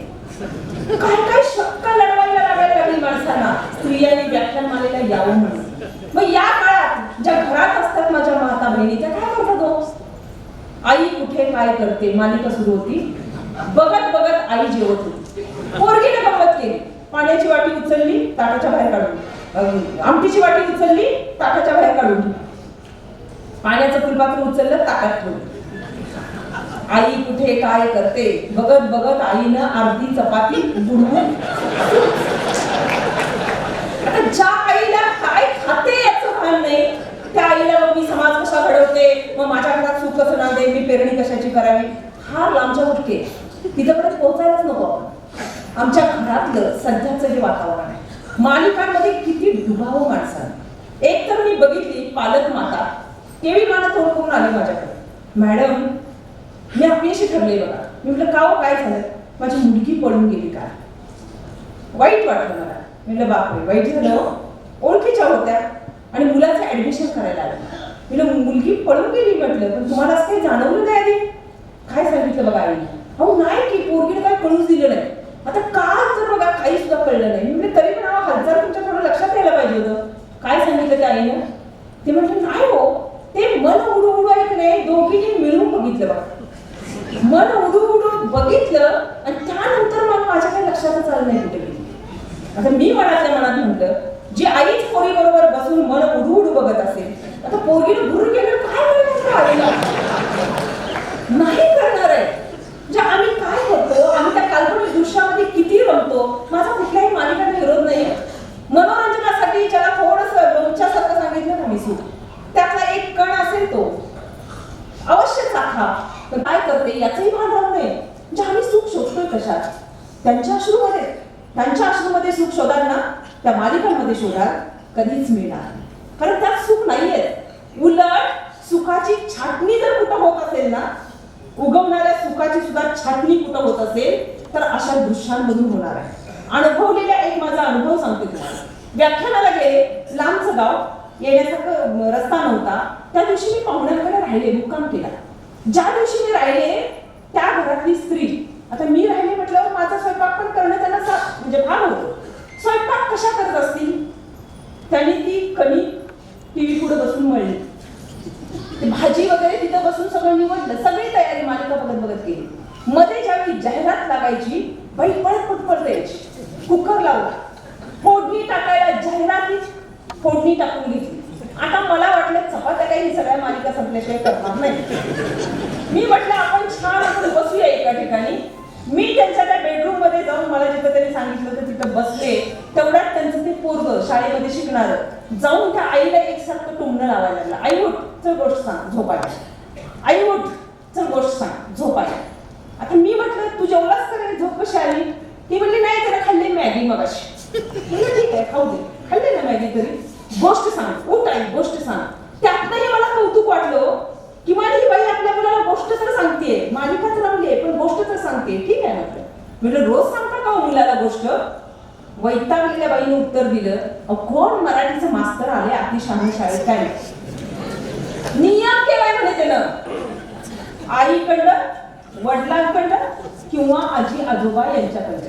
गोष्ट न ऐकता जो झोपेल ना त्याला दुसऱ्या दिवशी सनसनीत छेड. मी म्हटलं बर, मग तुम्ही गोष्ट सांगता न सांगून काय करायचं? छडी मिळणार ना. म्हटलं चांगलं आहे, पण असं त्या निमित्ताने तुम्ही गोष्ट सांगताय. आणि जे कोणी सर आहेत ना ते खरंच हुशार आहेत. थोडा वेळ गेला ती पोरं एकसारखं टुमणं, आईचं आईचं दरा दरा ओढत त्या पोराला आणलं. बेडवर अक्षरशः पालतं घातलं. ती थबा थबा थबा ठोकतायला लागली. तो जोर का होता मला कळलं होतं. त्याचा जाहिरात संपायच्या आधी पोरं झोपावं आणि निर्माण येतो होता, बाकी काय नाही. थबा थबा थबा ठोकतायला लागली आणि बाईची गोष्ट सुरू झाली. बाईची नव्हे, एक आई संस्कारक्षम वयामध्ये आपल्या मुलाला गोष्ट सांगत होती. ती गोष्ट अशी होती मी आयुष्यात विसरणार नाही. आणि तुम्ही ऐकला तर तुम्हालाही संदर्भ लागेल ती गोष्ट काय. ती म्हटली, एक होत्या आऊसाहेब. कान टवकारले हो. आऊसाहेब म्हटलं की हा जिजाऊचं काहीतरी सांगणार, ऐकावं आपण, पण कान टवकारले. पुढचं वाक्य होते, एक होते फिके पाटील. तर म्हटलं आऊसाहेबांच्या काळात फिके पाटील बहुतेक आपला अज्ञान आहे, म्हणजे आपण इतिहास कमी वाचला. ठीक आहे, ऐकूया, यांच्याकडून ऐकूया. पुढची दोन नाव ऐका. एक होता पोकळ बांबू आणि एक होता अड्डाण बाबू. मजेशीर नाव ऐकून मी म्हटलं त्या काळात पोकळ बांबू, अड्डाण बाबू. मी आणि लक्ष दिलं. पुढची दोन नावं मला लोकांच्या व्याख्यानातून ऐकून ऐकून पाठ होती. एक होता संग्राम आणि एक होती देवयानी. आता माझ्यातली शिक्षिका जागी झाली. म्हणजे ताई काय हो, गोष्ट म्हणून पोराला मालिकेची स्टोरी सांगताय, संग्राम आणि देवयानी मालिकेत आहे का नाही, खरं खरं सांग. काय उत्तर दिलं असेल तिनं? काय कळतंय त्याला, ऐकते लगेच झोपते. मी म्हणजे म्हणून तुम्ही असली गोष्ट सांगता? त्या म्हणल्या गेले एक महिना मी ही गोष्ट सांगते. 2 मिनिटं सांगितले की पोरग झोपते. मी म्हटलं गुरुजींनी हे नाही विचारलं की गोष्ट कुठली ऐकलीस? त्या म्हणल्या हा तेवढा वेळ आहे त्यांना, शाळेत तेवढी पोरं ज्यांना ऐकली नाही फक्त एखाद्या दिवशी एखाद्या पोराला सांगायला लावतात, इतर वेळी काही नाही, ह्याच्यावर कधीच नंबर आला. आणि त्यामुळे हा असा लगेच झोपायला सुरू करतो, गोष्ट ऐकत झोपतो. गुरुजी काय विचारायचे, रात्री गोष्ट ऐकत कोण झोपलंय त्याने खाली बसा आणि ज्याने गोष्ट ऐकली नाही त्याला बोट वर करा. यांच्या पोराचं बोट कधीच वर झालं नाही. मला एवढ्या वेदना झाल्या ना. मी म्हटलं अहो ज्या काळात शिवरायांना जिजाऊंनी रामकृष्णांच्या गोष्टी सांगितल्या, पराक्रमाचे संस्कार मनावर गोंदवले, त्या काळात माझी आई आज कुणीतरी मुलाला काय कळतंय म्हणून मालिकेतल्या गोष्टी सांगत असेल तर माझ्या या देशामध्ये छत्रपती शिवराय नाही घडणार. कॉलेजच्या गेट बाहेर तुमच्यासाठी काय पण म्हणणारे पोरं जेव्हा दिसतात ना मला, मी त्या पोरांना दोष देत नाही. हे नेमकं कुठनं उगवलंय हे मला आपोआप कळायला लागतं. किती मोठी जबाबदारी आहे आमच्यावर, किती मोठ्या अपेक्षा आहेत कुटुंबाच्या. खूप मोठ्या अपेक्षा बाळगतो आम्ही. सुखाचं झाड माझ्या घरात यावं, माझ्या अंगणात बहरावं, प्रत्येकाला वाटतंय. पण आम्ही बीज कशाची पेरतोय, थोडंसं आत्मचिंतन केलं पाहिजे. अहो अशी सुद्धा आई मी बघितली, सासऱ्याला दांडा नसलेल्या कपातला चहा द्यायची वेळ. दांडा नसलेला कप, मुडा कप बाजूला ठेवलेला होता. दुसऱ्याच्या घरात आपण काय बोलणार, मी नाही बोलले, पण एक दिवस मात्र मी डोळ्याने बघितलं. ज्यावेळी चहा गाळला, मला पण आग्रह केला, मी जाऊन बसले चहा पिणार. तेवढ्यात त्या आपल्या लहान मुलाला म्हटलं, जा रे आजोबांचा चहा एवढा देऊन ये. आधी स्वतः द्यायच्या, आज पोरग देत होतं. पोरग दांडा फुटायला लागलं ना पकडण्यासाठी. आई दांडा फुटाय ग, कपाला दांडा फुटाय ग. आई म्हणली ग बस, लय प्रश्न विचारू नकोस, तोच कप आहे माझा. अरे म्हातारे झाले तर आजोबा, हात थरथर कापतात, कप पडतो हातातनं, निसरतो बाबा, दांडा फुटतो, त्यांनीच फोडलाय त्याचा दांडा. आता सगळे कप काय मुडे करायचे का? तुला चौकशा करू नको, कप देऊन द्यायचं जा.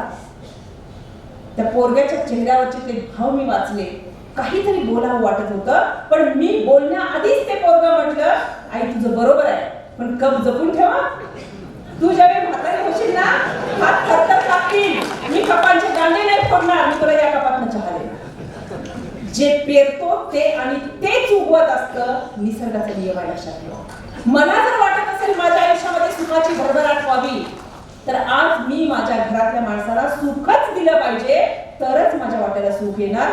अन्यथा मी माझ्या मुलाला कितीही लाडाकोडात वाढवू दे, माझ्या वाट्याला आयुष्यामध्ये शेवटी सुख येणार नाही.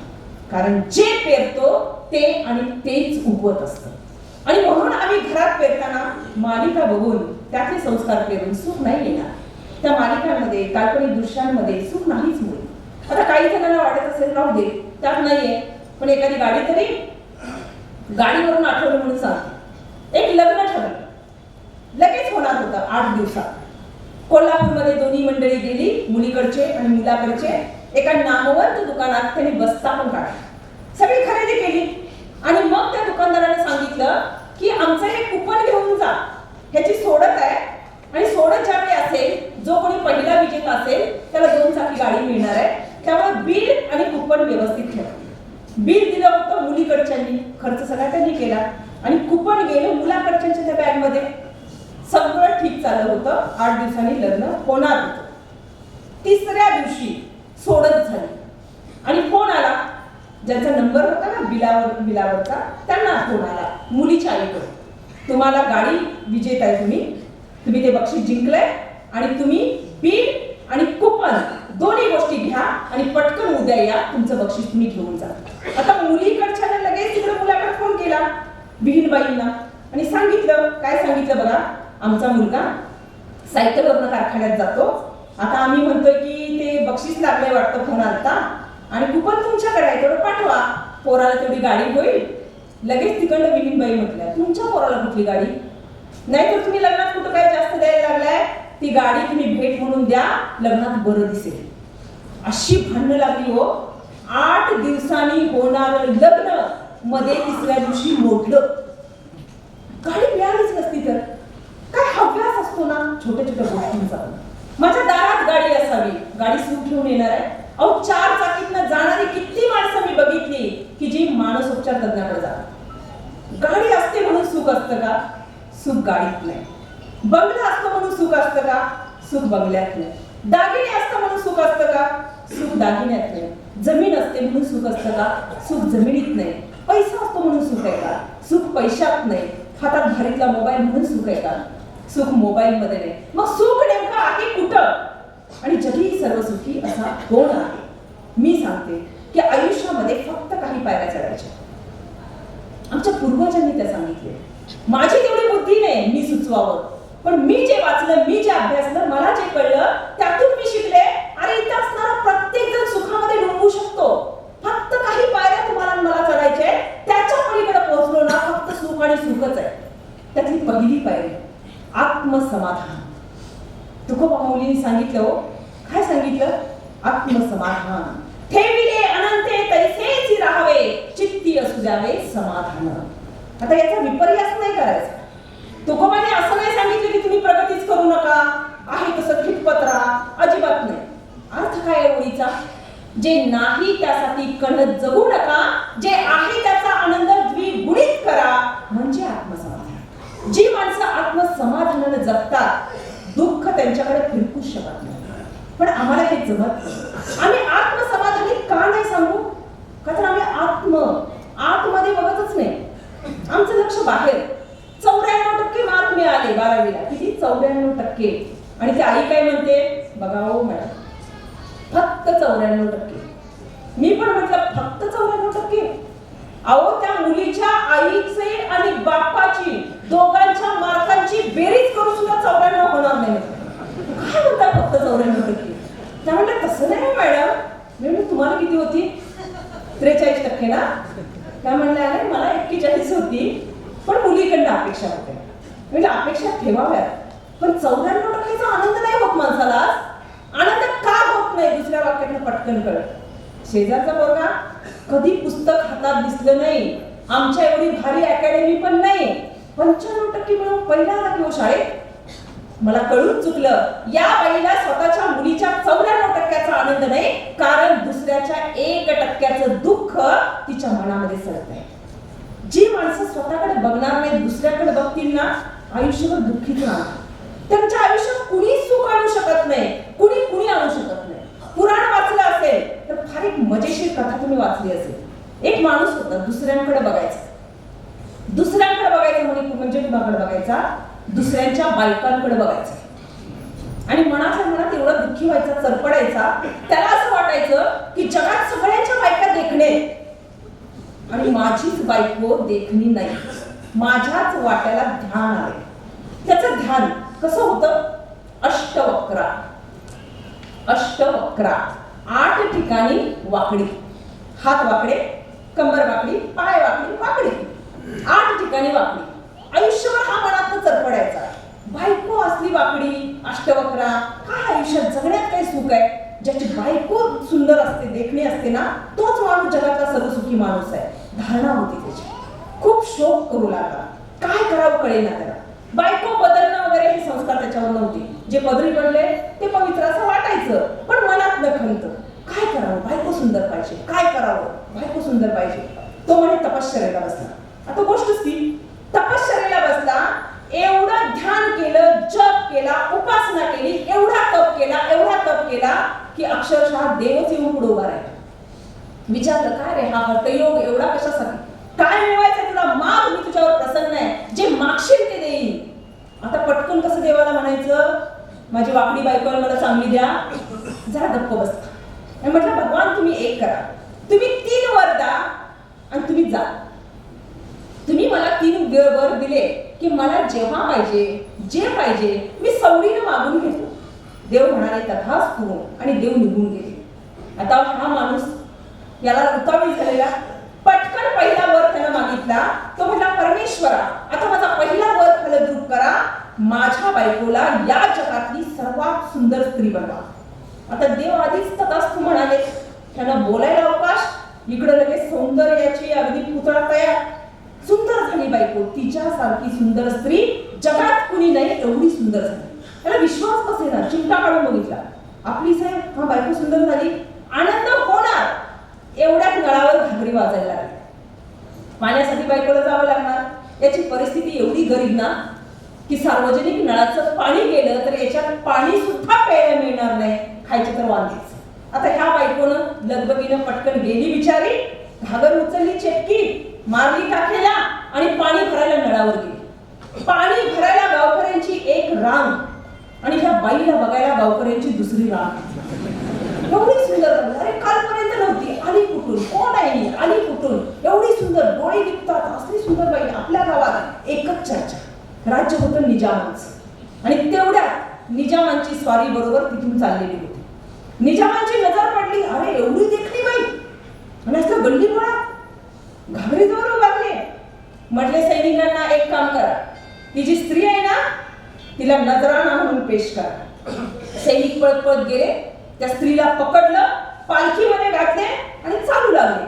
हा आला, गयावया करायला लागला. अहो ती माझी बायको आहे, ती सुंदर नव्हती, मी वर मागितला आणि माझं वर फलद्रूप झालंय, ती अष्टवक्रा होती, याचं कोण ऐकणार आहे? आता त्याला थोडंसं मारलं आणि बाजूला सरकवलं, बायकोला घेऊन गेली. रडायला लागला, पण हुशार, खूप विचार केला आणि त्याने दुसरा वर मागितला. तो म्हटला, परमेश्वरा आता माझा दुसरा वर फलद्रूप करा, माझ्या बायकोला अस्वल करा.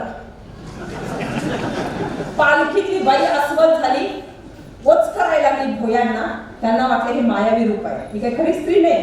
घाबरले, पालखीत टाकून पळू लागले. अस्वलानं उडी मारली, पळत पळत आलं आणि बरोबर त्या झोपडीत आलं. त्यानं ओळखलं आपलंच आहे.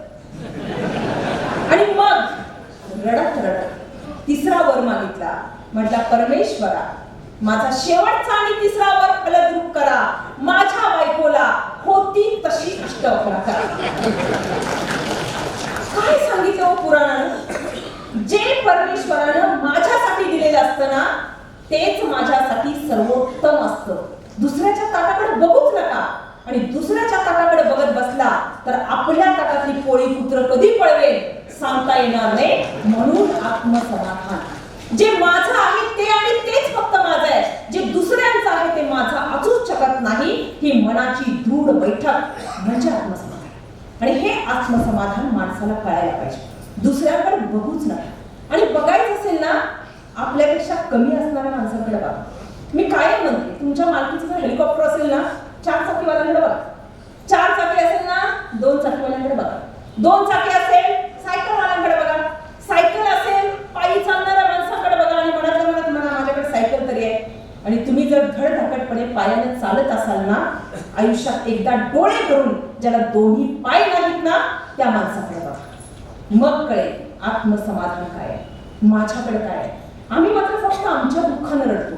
जगात खूप दुःख सोसलेली माणसं आहेत आणि ती खूप मोठी झालेली आहे. सिंधुताई सपकाळ यांच्या आयुष्यावरचा चित्रपट आलेला होता, आपल्या सगळ्यांना माहिती आहे. मी वनवासी हे त्यांचं आत्मचरित्र आणि त्यावर चित्रपट बनवला.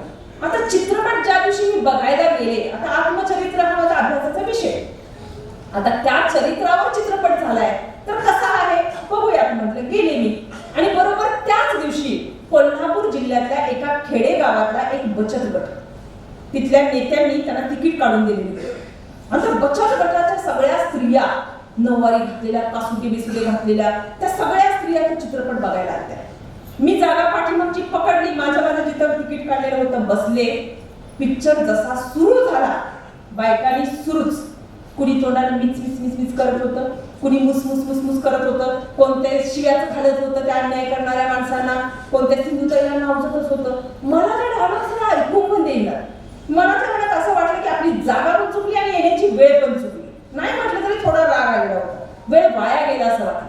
पिक्चर संपला, मी टॉकीज मधून बाहेर पडणार, माझ्या समोर एक 62 ते 65 वर्ष वयाची स्त्री असेल, नऊवारीतली कासुटा वगैरे घातलेली, ती माझ्या पुढे चालत होती. ती बाई जाता जाता जे वाक्य बोलली ना, 100 वेळा पिक्चर बघून जे कळलं नसतं त्या बाईच्या एका वाक्याने मला सांगितलं. पदर सरळ करत होती, हिसका देत होती स्वतःच्याच मानेला, ती तिचं स्वगत होतं, स्वतःशी बोलली, पण जवळ असणाऱ्या बाईचे ते वाक्य मी काळजावर कोरून ठेवले. पदर सरळ करत ती बाई म्हणते, एवढं सोसलं पण डगमगली नाही ती वागीन, आता मी तर कसली मरत्या दाखवते की काय त्याला इंगा. सरसरून काटा आला माझ्या अंगावर. मी म्हटलं हा, या बाईच्या आयुष्यामध्ये एवढं दुःख आहे, एवढं दुःख आहे की मरायचं हा विचार तिने केलेला आहे यापूर्वी, पण ज्यावेळी सिंधुताईच्या दुःखाचा सागर तिने बघितला ना, आपलं थेंबर दुःख त्यात विसर्जित करून टाकलं आणि ठरवलं आता मरायचं नाही, आता लढायचं. म्हणून बघायचं असेल ना आपल्यापेक्षा कमी असणाऱ्या माणसाकडे, आणि जास्तच कुणाच्याकडे काय बघायचं असेल तर ज्याचं दुःख आपल्यापेक्षा मोठं आहे ना त्या माणसांकडे बघा. आणि हे बघण्यासाठी लांब कुठे जायची गरज नाही.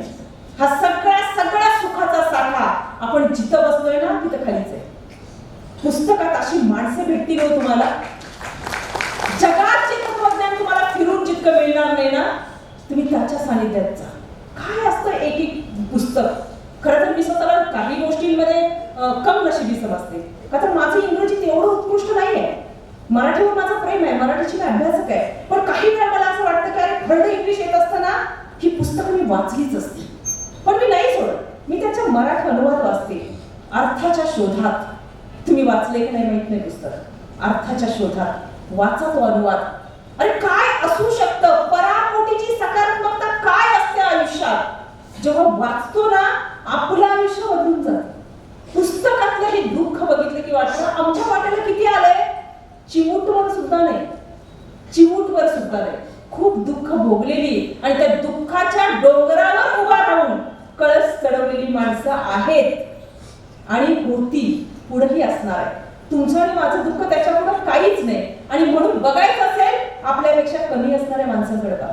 अपघातामध्ये ज्याचे दोन्ही पाय गेलेले होते त्या मुलाला त्याचे वडील विचारतात पहिल्यांदा घरी आणल्यावर तुला काय करावं वाटतंय, पहिल्यांदा कुठं जायचं. आता व्हीलचेअरवर तो मुलगा बसलाय आणि विचारतायत पहिल्यांदा कुठं जायचं. तो म्हणतो बाबा पहिल्यांदा मंदिरात, पहिल्यांदा मंदिरात जाऊया. आश्चर्य वाटलं बाबाला. बापच तो काळीच करपलेलं होतं. करतं करतं पोरगा आता व्हीलचेअरवर. कृत्रिम पाय बसतील नाही बसतील माहित नाही. माझ्या पोराला देवाला असं केलं, राग होता ना मला. तो मला कशाला रे त्याच्याकडे नको, घरी जाऊया. काय पोरग म्हणतंय, बाबा अपघात झाला, पाय गेले खरं आहे, आपण जोडायला हात ठेवलेत ना त्यांना, भेटलं पाहिजे मला. याला म्हणायचं आत्मसमाधान. आणि तुमच्या आणि माझ्या आयुष्यामध्ये जेव्हा इतकं आत्मसमाधान येईल ना, जे पण माझ्याकडे आहे माझ्यासाठी तेच उत्तम आहे. जे माझ्याकडे नाही त्याच्यासाठी मी कधीच कळणार नाही. जे आहे त्याचा आनंद द्विगुणित करत मी जगेन. आयुष्यात दुःख येऊ शकत नाही. सुखाची पहिली पायरी, त्या पायरीवर आपण उभं राहूया. सुखाची दुसरी पायरी जर कुठली असेल ना, तर ती आहे मरणाचे स्मरण.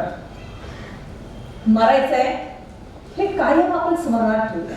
हा भीती नको, पण मरणाचं स्मरण पाहिजे. मरायचं हे लक्षात आलं की माणसाचं आयुष्य बदलून जातं. आपला प्रत्येक दिवस, मी कायम सांगते, आजचा जो दिवस आहे ना, हा माझ्या आयुष्यातला शेवटचा दिवस आहे.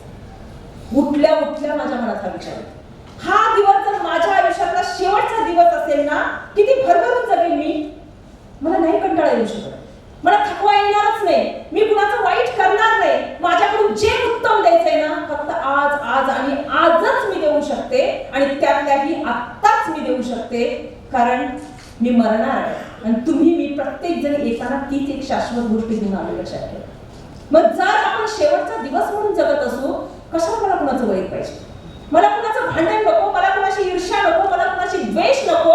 मला बघायचंच नाही माझ्या शेजारी काय चाललंय, मला बघायचं नाही जगामध्ये माझ्यापेक्षा श्रेष्ठ कोण आहे. मला फक्त हेच बघायचंय की देवानं दिलेला क्षण क्षण मला सार्थक कसा करता येईल.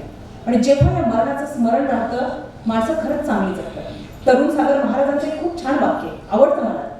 ते म्हणतात, प्रत्येक गावानं ग्रामपंचायत मध्ये जे बांधतात ना, ती ग्रामपंचायत बांधू नये. ग्रामपंचायत कडेला घ्या, आणि जे कडेला आहे ना स्मशानभूमी, ती बरोबर मध्यावर आहे. गावातल्या मध्ये स्मशानभूमी पाहिजे. आणि का पाहिजे? मी तुला अडवतोच, तुझी जिरवतो, ज्याला वाटतं ना त्याला येता जाता ती स्मशानभूमी दिसू दे, आणि त्याला मनातल्या मनात कळू दे, अरे माझ्या किती जरी उड्या असल्या ना, तर माझा शेवट इथे आहे. ज्यावेळी मरणाचं स्मरण माणसाला असतं ना, माणूस आयुष्यामध्ये खूप बदलून जातो, तो दुःखी नाही होत. आम्ही सगळेजण मरणाला घाबरतो, स्मरण नाही ठेवत, पण घाबरतो. एक फार विनोदी चुटकुला मी वाचला होता. ते चुटकुला असा होता की एकदा यमदूतानं त्या दिवशी मरणाऱ्या सगळ्या माणसांची यादी केली आणि तो खाली घेऊन आला. पहिलं नाव ज्याचं आहे त्याच्या घरात गेला आणि सांगितलं, 2 मिनिट लवकर आलोय म्हणून थांबतो, आवर 2 मिनिटात जायचंय. मी विचार केला, खरंच आपल्या पुढे पण असं घडलं तर 2 मिनिटात जायचंय असं म्हटलं तर खरंच आपण आम्ही जातो आमच्या गावा म्हणून गाव. तसंच त्याची अवस्था झाली.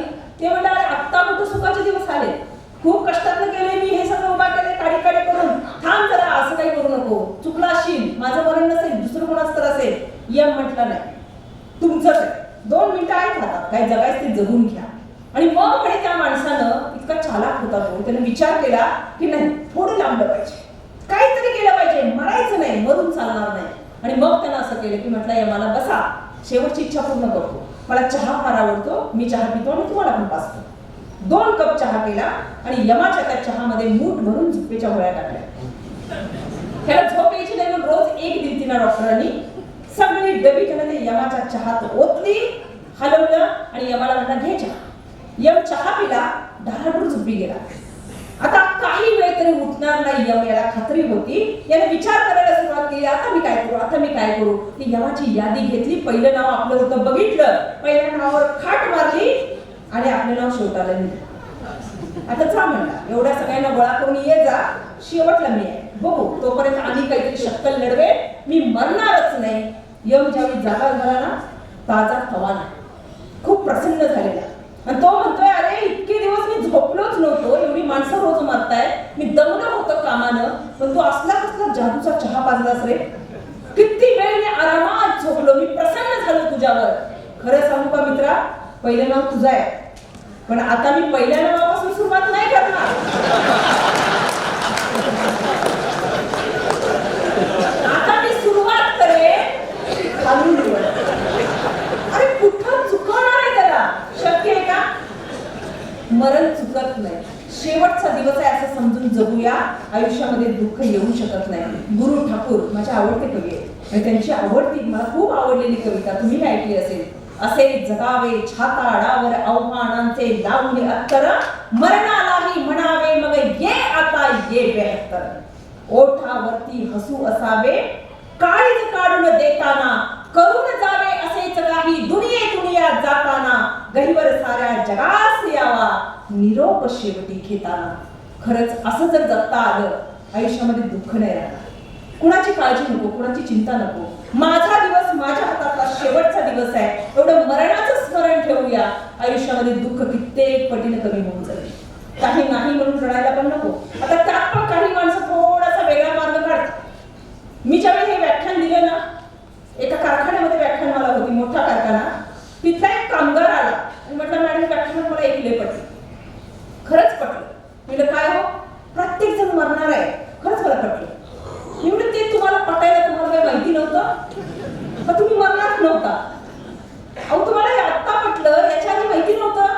हळूच काय म्हटलं माहिती का, किती जरी त्रास दिला तरी एवढी पण एक दिवस जाणारच आहे. मी मनातल्या मनात म्हटलं ठीक आहे, तसं तर तसं, पण सुखानं जगाल ना, बस त्या समाधानात काच घेणार तुम्ही. पण तुमच्या आयुष्यामध्ये तुम्हाला सुख वाटेल ना, बस. म्हणजे कसा माणसा अर्थ घेणार, पण मरायचा हा अर्थ घेतला ना, आपल्याकडे काही नाही म्हणून रडणं पण कमी होतं. सगळं सोडून जायचंय, थोडीशी का होईना म्हणून मानसिक तयारी व्हायला लागते. म्हणून मरणाचं स्मरण ठेवूया. तिसरी पायरी मी तुम्हाला सांगेन, मनातून असणाऱ्या श्रद्धेची. आज गफलत होते याची. श्रद्धा हा शब्द, काही काही शब्दाचे विस्फोट पडले. तर श्रद्धा म्हटलं तरी काही लोकांना ह्या काय सांगायला लागलं असं पाहिजे. धर्म हा शब्द तरी तोंडातून उच्चार करायला भीती वाटायला. तसं श्रद्धेचं झालंय. श्रद्धा म्हटलं की भीती वाटेल, पण अजिबात तुम्ही सगळे विचारवंत आहात. तुम्ही सरमिसळ नाही करणार, मला माहितीये. श्रद्धा म्हणजे शुद्ध श्रद्धा. शुद्ध म्हणजे निखळ. काहीच नको त्यामध्ये मिसळायला. आणि ती श्रद्धा मग कुणावर असावी? कुणावरही असावी ना. एखाद्या कर्तृत्ववान पुरुषावर असू द्या, एखाद्या गटावर असू द्या, एखाद्या ठिकाणावर असू द्या, एखाद्या पुस्तकावर असू द्या, स्वतःवर असू द्या. आणि काहीच नसलं तर माणसातल्या माणुसकीवर तरी असू द्या. श्रद्धा पाहिजे. मी आयुष्यामध्ये नाही दुखाणं, माझ्या म्हणजे कोणीतरी माझ्यासाठी येणार आहे हा भाव मनामध्ये पाहिजे. आणि ज्यांच्या मनामध्ये हा भाव असतो ना, माणसं दुःखी नसतात, अजिबात दुःखी नसतात. मी सांगते तुम्हाला उदाहरण. एक माणूस गावागावामध्ये भगवी कपडे घातलेली होती, दाढी वाढलेली होती. आमच्या सगळ्या गावातून तो फिरायचा. पहिल्या तो भिक्षा मागायचा. लहानपणी मी बघायचे. आणि मग आमची आई म्हणायची, मग आई ह्याला काही कळत नव्हतं, काही नव्हतं. आणि ह्या सगळ्या गावाभर फिरायचा. लोक मध्ये तर ह्याला दगडच मारायला लागली. मग त्याला कुठला तरी ग्रंथ वाचला म्हणून त्याला वेळ लागले वगैरे असे म्हणायला लागली. आणि तो आता दाढी वाढून आलाय आणि सगळ्यांना भिक्षा मागतो वगैरे. माझं काही काळ आयुष्य वाढलं आणि मग मला असं कळायला लागलं की आता तो भिक्षा मागण्याचा झाला. एका जागेला तो बसायचा. कोण काय आणून दिलं ना तो खायचा. आणि कोण आमची हायस्कूलची मुलं जर त्याच्या आसपास फिरायला लागली, तो एखादी छोटीशी छान आध्यात्मिक गोष्ट पण सांगायचा. आणि तो गोष्ट सांगतोय म्हणून येणं जाणं माझं जाता मी त्याच्याकडे नक्की बघून जायचे, त्याला भेटून जायचे. आईने दिलेल्या खाऊतला थोडा खाऊ मी त्याच्यासमोर ठेवून जायचे. काय असतं सुख, कोण शिकवून जाईल माहित नाही. फार ज्ञानी नाही, फार शिकलेला नव्हता. एकेकाळी माणसांची दगड पण खाल्लेली होती. परत आला, भगवा वेश अंगावर होता, पण तो वेश त्यानं दिखावा म्हणून केला नव्हता. काहीतरी कपडे घालायचीच ना म्हणून ती कपनी त्याच्या अंगावर होती, दाढी वाढलेली होती. पण आता पहिला वेळ त्याच्या चेहऱ्यावर दिसत नव्हतो. अलौकिक तेज पुंज चेहरा. खायला मिळू दे नाही मिळू दे दुःखच नाही, माणूस आनंदी असायचा. आणि एक दिवस मी चालले, म्हणलं कसं भागत असेल या माणसाचं, कोण देत असेल रोज जेवायला. आता त्या वयात तेवढं कळायचं नाही ना. मैत्रिणी मी चाललो होतो. मी म्हटलं थांब म्हटलं, आपण थोडा वेळ बघत उभारूया याच्याकडे, ह्याला जेवायला कोण देते बघूया. रविवारचा दिवस होता. उभारलो आम्ही तिथं, बराच वेळ उभारलो. शेवटी कंटाळलो, जाऊन त्याच्या शेजारी त्या झाडाखाली आम्ही बसलो. गावातली एक स्त्री नवऱ्यासाठी भाकरी बांधून चाललेली टोपलीवर. गाडीत असतील कामाला, कामगार असतील, टोपली भरून घेतली. तिने बघितलं, त्याच्या नावाला हाक मारली, म्हटली बाबा इथं बसलायस काय, बरं थांब आता ह्याची एक भाकरी सोडून देते. भाकरी सोडली, त्यावर थोडीशी ती डाळ होती ती घातली. आणि त्याच्याजवळ काही नव्हतं. त्याच बाईनं शेजारचं पळसाचं पान तोडलं, त्या पानावर भाकरी ठेवली आणि ती बाई निघून गेली. त्याही वेळात मला कळलं, हा जो म्हणतोय ना देईल त्याला काळजी आहे, तो म्हणत होता त्याला काळजी आहे, देईल तो. आणि मी बघायला बसले होते, देईल तुला कोण देते लोक. गावाच्या बाहेर बसलाय झाडाखाली आणि तो देईल त्याला काळजी आहे, तो देईल त्याला काळजी आहे. त्या बाईने ते ठेवलं आणि पुढे ती निघून गेली. त्याचं ताटाकडे लक्षच नव्हतं. ते वाढले भाकरी, हा बघतोय कुठं. झालं याचे नाद सुरू काहीतरी. परब्रह्माशी करावा असा संवाद करायला लागला न शिकलेला माणूस. आणि तू काहीतरी बोलायला लागला. कुणाशी बोलतोय? आम्हाला आणखी कुतूहल. देवा तू दयाळू आहेस, तू कृपाळू आहेस, तू नाही मला उपाशी ठेवणार देवा. आणि मग मात्र तेवढ्यात आमच्या दृष्टीनं त्या वयातल्या एक गंमत झाली. ती गंमत नव्हती, पण ती आमच्या दृष्टीनं त्या वयातल्या गंमत झाली. ती बाई मालकीण पुढे निघून गेली, पण तिचं कुत्र मागणे येते. बाई भाकरी ठेवून गेली, कुत्र्याने तोंडात धरली आणि आम्ही अरे हाड हाड हाड म्हणायच्या कुत्र भाकरी घेतलं गेलो. आता म्हटलं देऊ देईल देईल देईल म्हणून मगाच्या पासून हा म्हणतोय ना, आता कुत्र्याला मारेल, शिव्या घालेल, काही तर म्हणेल, जरा तर रागवेल. हा माणूस बसलेला आता चक्क उठला, आकाशाकडे हात केले, रडायला लागला गडगड गडगड. देवा किती दया आहे तुझी, तू सांभाळणार रे, मला माहित होतं रे, मला नाही काळजी माझी. परत खाली डोकं ठेवलं, हात जोडले. मी त्याला म्हणलं आता खाणार काय? भाकरी नेली कुत्र्यानं, कुत्र घेऊन गेलं भाकरी. काय म्हटलं असेल तो? तुला मला माहित नाही, त्याला बरोबर माहितीये कधी काय द्यायचं. आणि मग तो सांगतोय माझ्याकडे नाही, वार मला कळत नाही, तारीख मला कळत नाही, माझ्याकडे नाही काय, पण आज असा कुठला तरी वार असणार की ज्या दिवशी मी अन्न खाता कामा नाही.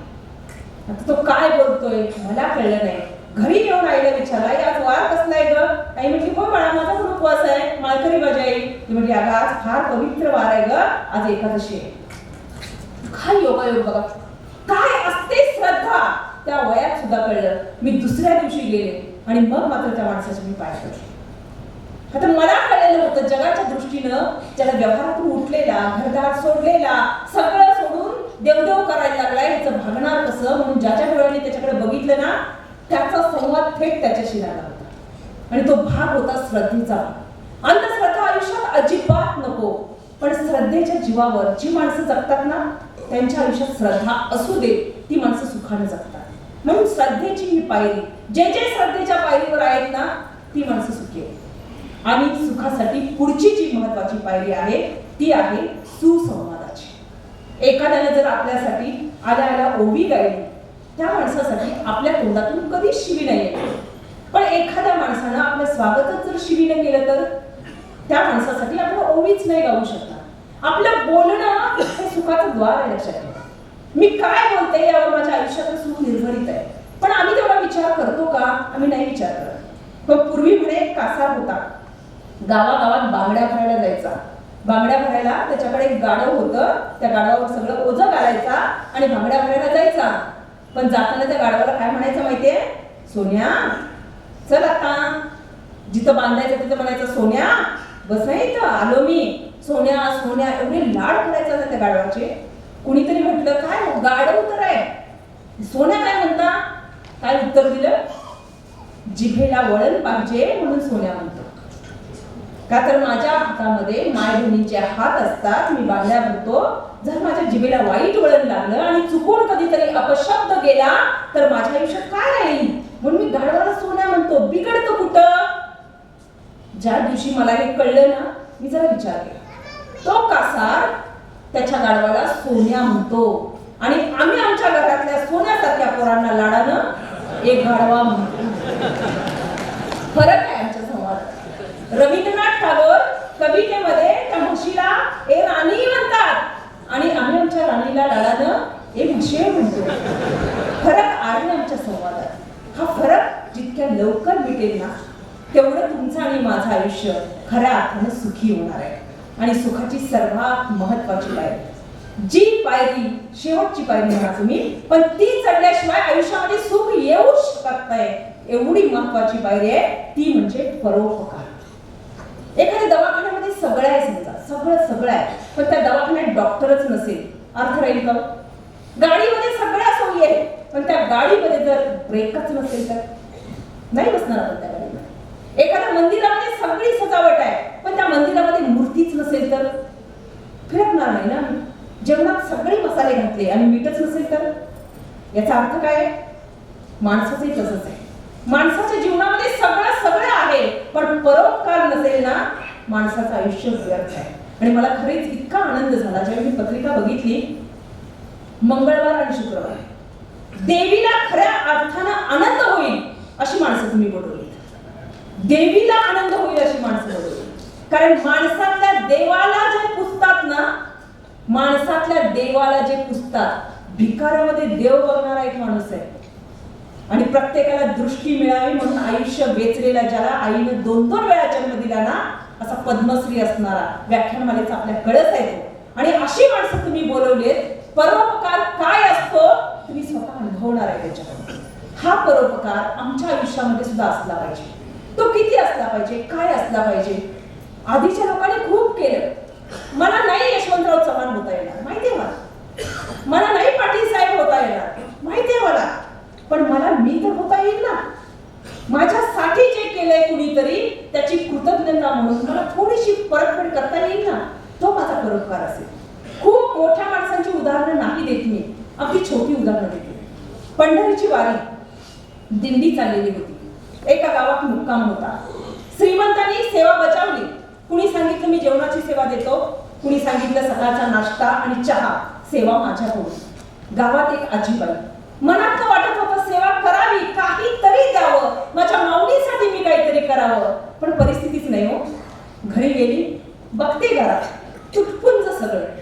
पण त्या बाईनं काय केलं असेल, ज्या दिवशी दिंडी मुक्कामी होती ना, घरामध्ये जेवढं खोबरेल तेल होतं बाटलीत, सगळे एका वाटीत होते. ती वाटी तिने निखाऱ्यावर तापवली. थंडीचे दिवस होते. निखाऱ्यावर वाटी तापून ते तापलेलं तेल एका प्लेटमध्ये वाटी घेऊन जिथं दिंडी मुक्कामी होती तिथं माझी आजी गेली. आणि त्या आजीनं दिंडीमध्ये आलेला पुरुष आहे का स्त्री आहे बघितलं नाही. तो लहान आहे की मोठा आहे बघितलं नाही. ती नमस्कार करायची, तो पाय आपल्या मांडीवर घ्यायची, तेलात बोटं बुडवायची आणि 80 वर्षाची ही आजी सुरकुतलेला हात हळवारपणे त्या माऊलीच्या पायावर ठेवायची. काय होत असेल? झोपलेला, अर्ध झोपेत असलेला, विवळत असणारा, चालून चालून थकलेला माझा वारकरी पटकन उठायचा आणि त्या माऊलीच्या पाय धरायचा. पाय धरायचा म्हणायचा नाही, नको सेवा करू, कारण मी आजपर्यंत माझ्या विठ्ठलासाठी तिथपर्यंत चालत होतो, पण आयुष्यात आज पहिल्यांदा माझा विठ्ठल माझ्या सेवेसाठी इथपर्यंत आलाय. खरंच ना, जे नामदेवांनी अनुभवलं, जे माझ्या जनाबाईंनी अनुभवलं, जे संत महंतांनी अनुभवलं, त्याची अनुभूती आज विठ्ठलानं तुझ्या रूपात दिली आहे असं म्हणून प्रत्येक माऊली उठायची आणि त्या आजीला नमस्कार करायची. काय असतो परोपकार सांगा? माझ्या परीने दुसऱ्यांच्या हितासाठी मी दिलेला काहीतरी छोटा भाग म्हणजे परोपकार. फार मोठं दान करावं लागतं का? कोट्यावधींचे चेक द्यावे लागतात का? किती छोटे छोटे असतात परोपकार. किती सूक्ष्म पातळीवर करू शकतो एखादा माणूस. मंदिरामध्ये नमस्कार करायला गेलेला एक सज्जन देवाला नमस्कार करून परतत होता. एका भिकाऱ्यानं हात पुढे केले. आता हात पुढे झाल्यावर काहीतरी द्यायचं म्हणून सज्जनाचा हात खिशात गेला, पण बघतोय तर काय, बरोबर पॉकेट विसरले. भिकारी थांबलाय पुढं हात करून, ह्यानं हात खिशात घातलाय आणि पॉकेट विसरलेले. त्या सज्जन माणसानं काय केलं माहितीये? पटकन भिकाऱ्याचे दोन्ही हात धरले, आपल्या हातात घेतले आणि म्हटला मला माफ करा, मी देणार होतो, मी तुमची आशा जागवली, मी खिशात हात घातले, मी देणार होतो, पण खरं सांगतोय मी आज पॉकेट विसरलो, माफ करा. पण मी या मंदिरात कायम येत असतो, तुम्ही परत मला केव्हा पण दिसला ना, तुम्ही न मागता मी देईन, पण आज माझ्याकडे पैसे नाही.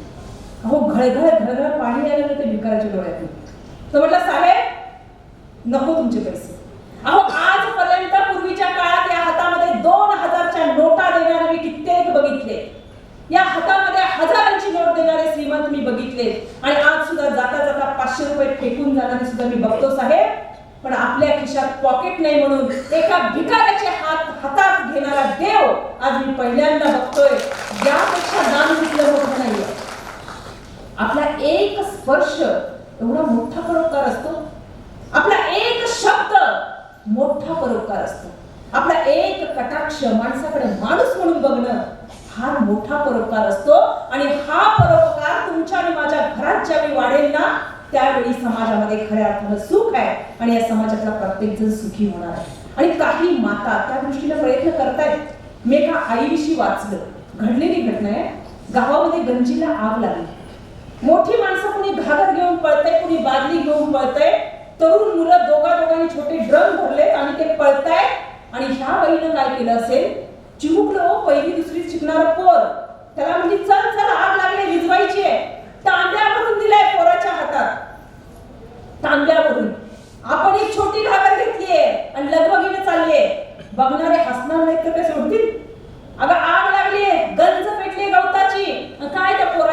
तांब्या देऊन चाललेस? काय उत्तर होतं त्या आईचं? ती आई, तिचा फोटो आणि तिचे शब्द बाजूला. ती आई म्हणते, मला पण चांगलं माहितीये गवताच्या गंजीला आग लागले, आग मोठी आहे, माझ्या कळशीवर पाण्यानं किंवा माझ्या लेकराच्या तांब्यावर पाण्यानं आग विझणार नाही, मला चांगलं कळतं. मग एक बाई म्हणल्या, मग का चाललीयस? उत्तर किती सुंदर आहे बघा. मला चांगलं कळतं या पाण्यानं आग विझणार नाही, पण ज्यावेळी एखादी वाईट घटना घडत असते ना, हातावर हात बांधून गप्प बघत बसायचं नसतं, तर ती गोष्ट थोपवण्यासाठी आपल्या परीनं काही ना काही प्रयत्न करायचे असतात, काहीतरी योगदान द्यायचं असतं. हा संस्कार मी माझ्या मुलाच्या मनावर कोरण्यासाठी तिथपर्यंत चालली. आणि एवढी सजग माता ज्यावेळी या समाजात असेल ना, माझा समाज सुखानं तुडुंब भरलेला असेल. कोरोनाच्या काळात देवदूत बनून आलेला प्रत्येक डॉक्टर आमच्यासाठी सुखाचा तो देवदूत होता. किती माणसं बघितली. अहो, त्या कोरोना काळामध्ये आपला माणूस कित्येक जणांचं घरापर्यंत आलं पण नाही, त्या प्लास्टिकच्या कागदांमध्ये गुंडाळून, पण त्यांना शेवटपर्यंत पोहोचवणारा तो जो कोण होता ना, आमच्यासाठी काम केलेला, तो आमचा देवदूत होता. त्यानं परोपकार केला, त्याच्यावर माझा विश्वास आहे, तो समाजामध्ये सुख आणेल यावर आमची श्रद्धा आहे. आणि ही अशी माणसं जी आहेत ना परोपकार आणणारी, ही माणसं आपण वाढवूया. ज्यावेळी चांगल्या गोष्टी वाढतात, वाईट गोष्टी आपोआप कमी होतात. अंधार घालवायचा असेल तर अंधाराच्या नावानं बोटून बोलून काहीच होणार नाही, फक्त उजेडा. अंधार आपोआप निघून जाईल. वाईट गोष्टी कमी करूया. दुर्गंध कमी करायचा असेल, फक्त सुगंध पसरवा, दुर्गंध आपोआप कमी होईल. आणि माझ्या माता भगिनींना तर माहिती आहे, एखाद्या दिवशी तर आमटीमध्ये मीठ जास्त पडलेलं मीठ नाही काढून घेऊ शकत आपण, माहिती आहे, पण आपण काहीतरी करतोच ना. गरम पाणी करून आपण पाण्याचं प्रमाण वाढवतो, मिठाचं प्रमाण आपोआप कमी होतं. समाजामध्ये आज काही जे दुःखाचे प्रसंग असतील, काही विघातक घटना घडत असतील, हे सगळं सुरू आहे, तुम्ही मी बघतो, पण आपल्या हातात सुद्धा काहीतरी आहे. आणि ते आहे म्हणजे काय, तर आम्ही आमचा चांगुलपणा वाढवणार आहोत, वाईटपणा आपोआप कमी होणार आहे. आणि त्याचं एक पाऊल ही व्याख्यानमाला आहे. एवढ्या लोकांनी एकत्र येणं, एवढा वेळ बसणं, एखाद्याचं ऐकणं, अरे यापेक्षा सुखाची गोष्ट या जगात आणखी कुठली असू शकते? जी काही माणसं म्हणतात ना, लोक आजकाल ऐकत नाही, व्याख्यानमाला ओस पडतात, कोण कुणाचं ऐकतं, सोशल मीडिया आला, एवढी साधनं आली, त्यांनी एकदा कराडच्या व्याख्यानमालेमध्ये यावं आणि बघावं. इथं बसणं पण काय सुख आहे आणि इथं बोलणं पण काय सुख आहे, तुम्ही आणि मी अनुभवतो. आणि ही सुखाची बहर समाजात यावी यासाठी जे हात काम करतात ना, त्या हातांना आपण बळ देऊया. छोट्या छोट्या गोष्टीतलं सुख आपण घेऊया. एका बाईचं गंठन एका रिक्षात पडलं कोल्हापुरात. एका प्लास्टिकच्या पिशवीत तिनं बांधलं होतं, हातात खचून धरलेलं होतं, पण ते रिक्षात पडलं. रिक्षा चालकाला ज्यावेळी सापडलं तर तडक पोलीस स्टेशनला गेला. त्यानं सांगितलं, मला असं सापडलंय आणि इथं कोणतरी येईल माऊलीच्या वेळी, त्यावेळी तुम्ही द्या. 2-3 दिवस गेले आणि एक भांडी घासणारी स्त्री, धुणं भांडी करणारी, तिथपर्यंत जाऊन पोहोचली. तिच्या बरोबर पाठीमागं चांगले शिकलेली श्रीमंत माणसं होती आणि ती सांगत होती की इथं पण कंप्लेंट देऊया आपण, काही ना काही होऊन जाईल. ज्यावेळी त्या बाईनं गंठन बघितलं, ती अक्षरशः रडायला लागली. का तर तिला कळलेलं होतं ती रिक्षापर्यंत पोहोचणं, त्या माणसानं आणून देणं हे शक्य नाही. आता गंठन गेलं आणि आता आपल्या आयुष्यात काही नाही असं त्या बाईला वाटत होतं. भांडी धुणी करणाऱ्या त्या बाईनं मालकिनीचं गंठन आपल्या नात्यातल्या लग्नाला जाण्यासाठी घालून गेली आणि तिला तिच्या पोरीने सांगितलं की जाता जाता गाडीवरनं लोकांशी ओढून नेतात, आई सांभाळ सांभाळ म्हणलं. आईने ते काढलं, प्लास्टिकच्या पिशवीत घेतलं, हातात गच्च धरलं. पण जी वस्तू तिची नव्हतीच, ती कशी विसरली माहित नाही, पण ते पडलं. पण त्या रिक्षा चालवणाऱ्या तरुण मुलाला ते मोडण्याचा मोह झाला. ते आणून दिलं. त्याची मुलाखत ज्यावेळी मी वाचत होते ना, इतकं बरं वाटलं मला. ज्यावेळी त्याला पोलीस म्हटले, अरे तू कसं काय आणून दिलं, म्हणजे सांग तुला का द्यावं वाटलं, त्यावेळी ती बाई पोलिसांना म्हणते, थांबा मला आधी त्याला बक्षीस देऊ दे. 500 रुपयाची चुरगळलेली नोट खूप दिवस ठेवली, काढली नोटीची, दिली त्या पोराच्या हातात. तो म्हणला, नको पैसे वगैरे नको, तुमची वस्तू मिळाली ना बस आहे. ती म्हणते, अरे बाळा हे मिळालं नसतं ना, मी काय जगणार होते का मरणार होते मला माहित नाही, मी काय सांगणार होते मालकीनबाईंना, मी कसा हा ऐवज भरून देणार होते, पण तू देव बनून आलास, तुला माझं बक्षीस घ्यावंच लागेल. पोलीस म्हणले, घे, आजीचं प्रेमाचं बक्षीस आहे, मोडलं असतंस तर लाखो आले असते, पण ती इच्छा तुला झाली नाही. तुझ्या प्रामाणिकपणाचं बक्षीस आहे. काय उत्तर दिलं हो त्या तरुण रिक्षा चालवणाऱ्या पोरानं? शेतकऱ्याचं पोरग काय लिहितंय ते म्हणतंय, त्यानं जसं वाक्य बोललेलं होतं तसं वाक्य छापलेलं होतं. तो म्हणतो 500 रुपये मिळावे म्हणून ही गोष्ट मी परत केली नाही. लाखो रुपये आले असते म्हणून हे घंटन मी मोडलं नाही. कारण एखाद्या माणसाची हरवलेली गोष्ट त्याला ज्यावेळी परत सापडते ना, त्यावेळी त्याच्या चेहऱ्यावर काय आणि कसा आनंद दिसतो हे मला आयुष्यात बघायचं होतं, म्हणून मी हे परत केलं. जर माझ्या भावंडाला दुसऱ्यांच्या चेहऱ्यावरचा आनंद पाहावा ही इच्छा होत असते ना, तिथं सुखाची खरी उधळण असते. म्हणून सुखाच्या या 5 पायऱ्या तुमच्या माझ्यासाठी आहेत. आमचं आत्मसमाधान आमच्याजवळ असावं, मनापासून श्रद्धा असावी, सुसंवाद असावा, मरणाचं स्मरण असावं आणि आयुष्यामध्ये परोपकार असावा. आयुष्यामध्ये सुख नक्कीच येईल. कारण पाडगावकरांनी लिहून ठेवलंय, सांगा कसं जगायचं कणत कणत की गाणं म्हणत. सांगा कसं जगायचं कणत कणत की गाणं म्हणत. डोळे भरून कुणीतरी आपली वाट बघतच ना. ऊन ऊन 2 घास ताटामध्ये वाढतच ना. मग दुवा देत हसायचं की शाप देत बसायचं, ज्याचं त्यानं ठरवायचं. सांगा कसं जगायचं कणत कणत की गाणं म्हणत. जेव्हा मिठ्ठ काळोखात काही सुद्धा दिसत नसतं, दिवा घेऊन कुणीतरी आपल्यासाठी उभं असतं. काळोखात उडायचं की प्रकाशात उडायचं, ज्याचं त्यानं ठरवायचं. वाटेवरती काटे असतात खरं असतं, वाटेवरती काटे असतात खरं असतं, पण त्याच वाटेवर फुलेही असतात. हे काय खोटं असतं? मग फुलासारखं फुलायचं की काट्यासारखं सलायचं, ज्याचं त्यानं ठरवायचं. सांगा कसं जगायचं कणत कणत की गाणं म्हणत. प्याला अर्धा भरला आहे असंही म्हणता येतं. प्याला अर्धा भरला आहे असंही म्हणता येतं आणि प्याला अर्धा सरला आहे असंही म्हणता येतं. भरला आहे म्हणायचं की नेमका सरला आहे म्हणायचं, हे ज्याचं त्यानं ठरवायचं. सांगा कसं जगायचं कणत कणत की गाणं म्हणत, कणत कणत की गाणं म्हणत.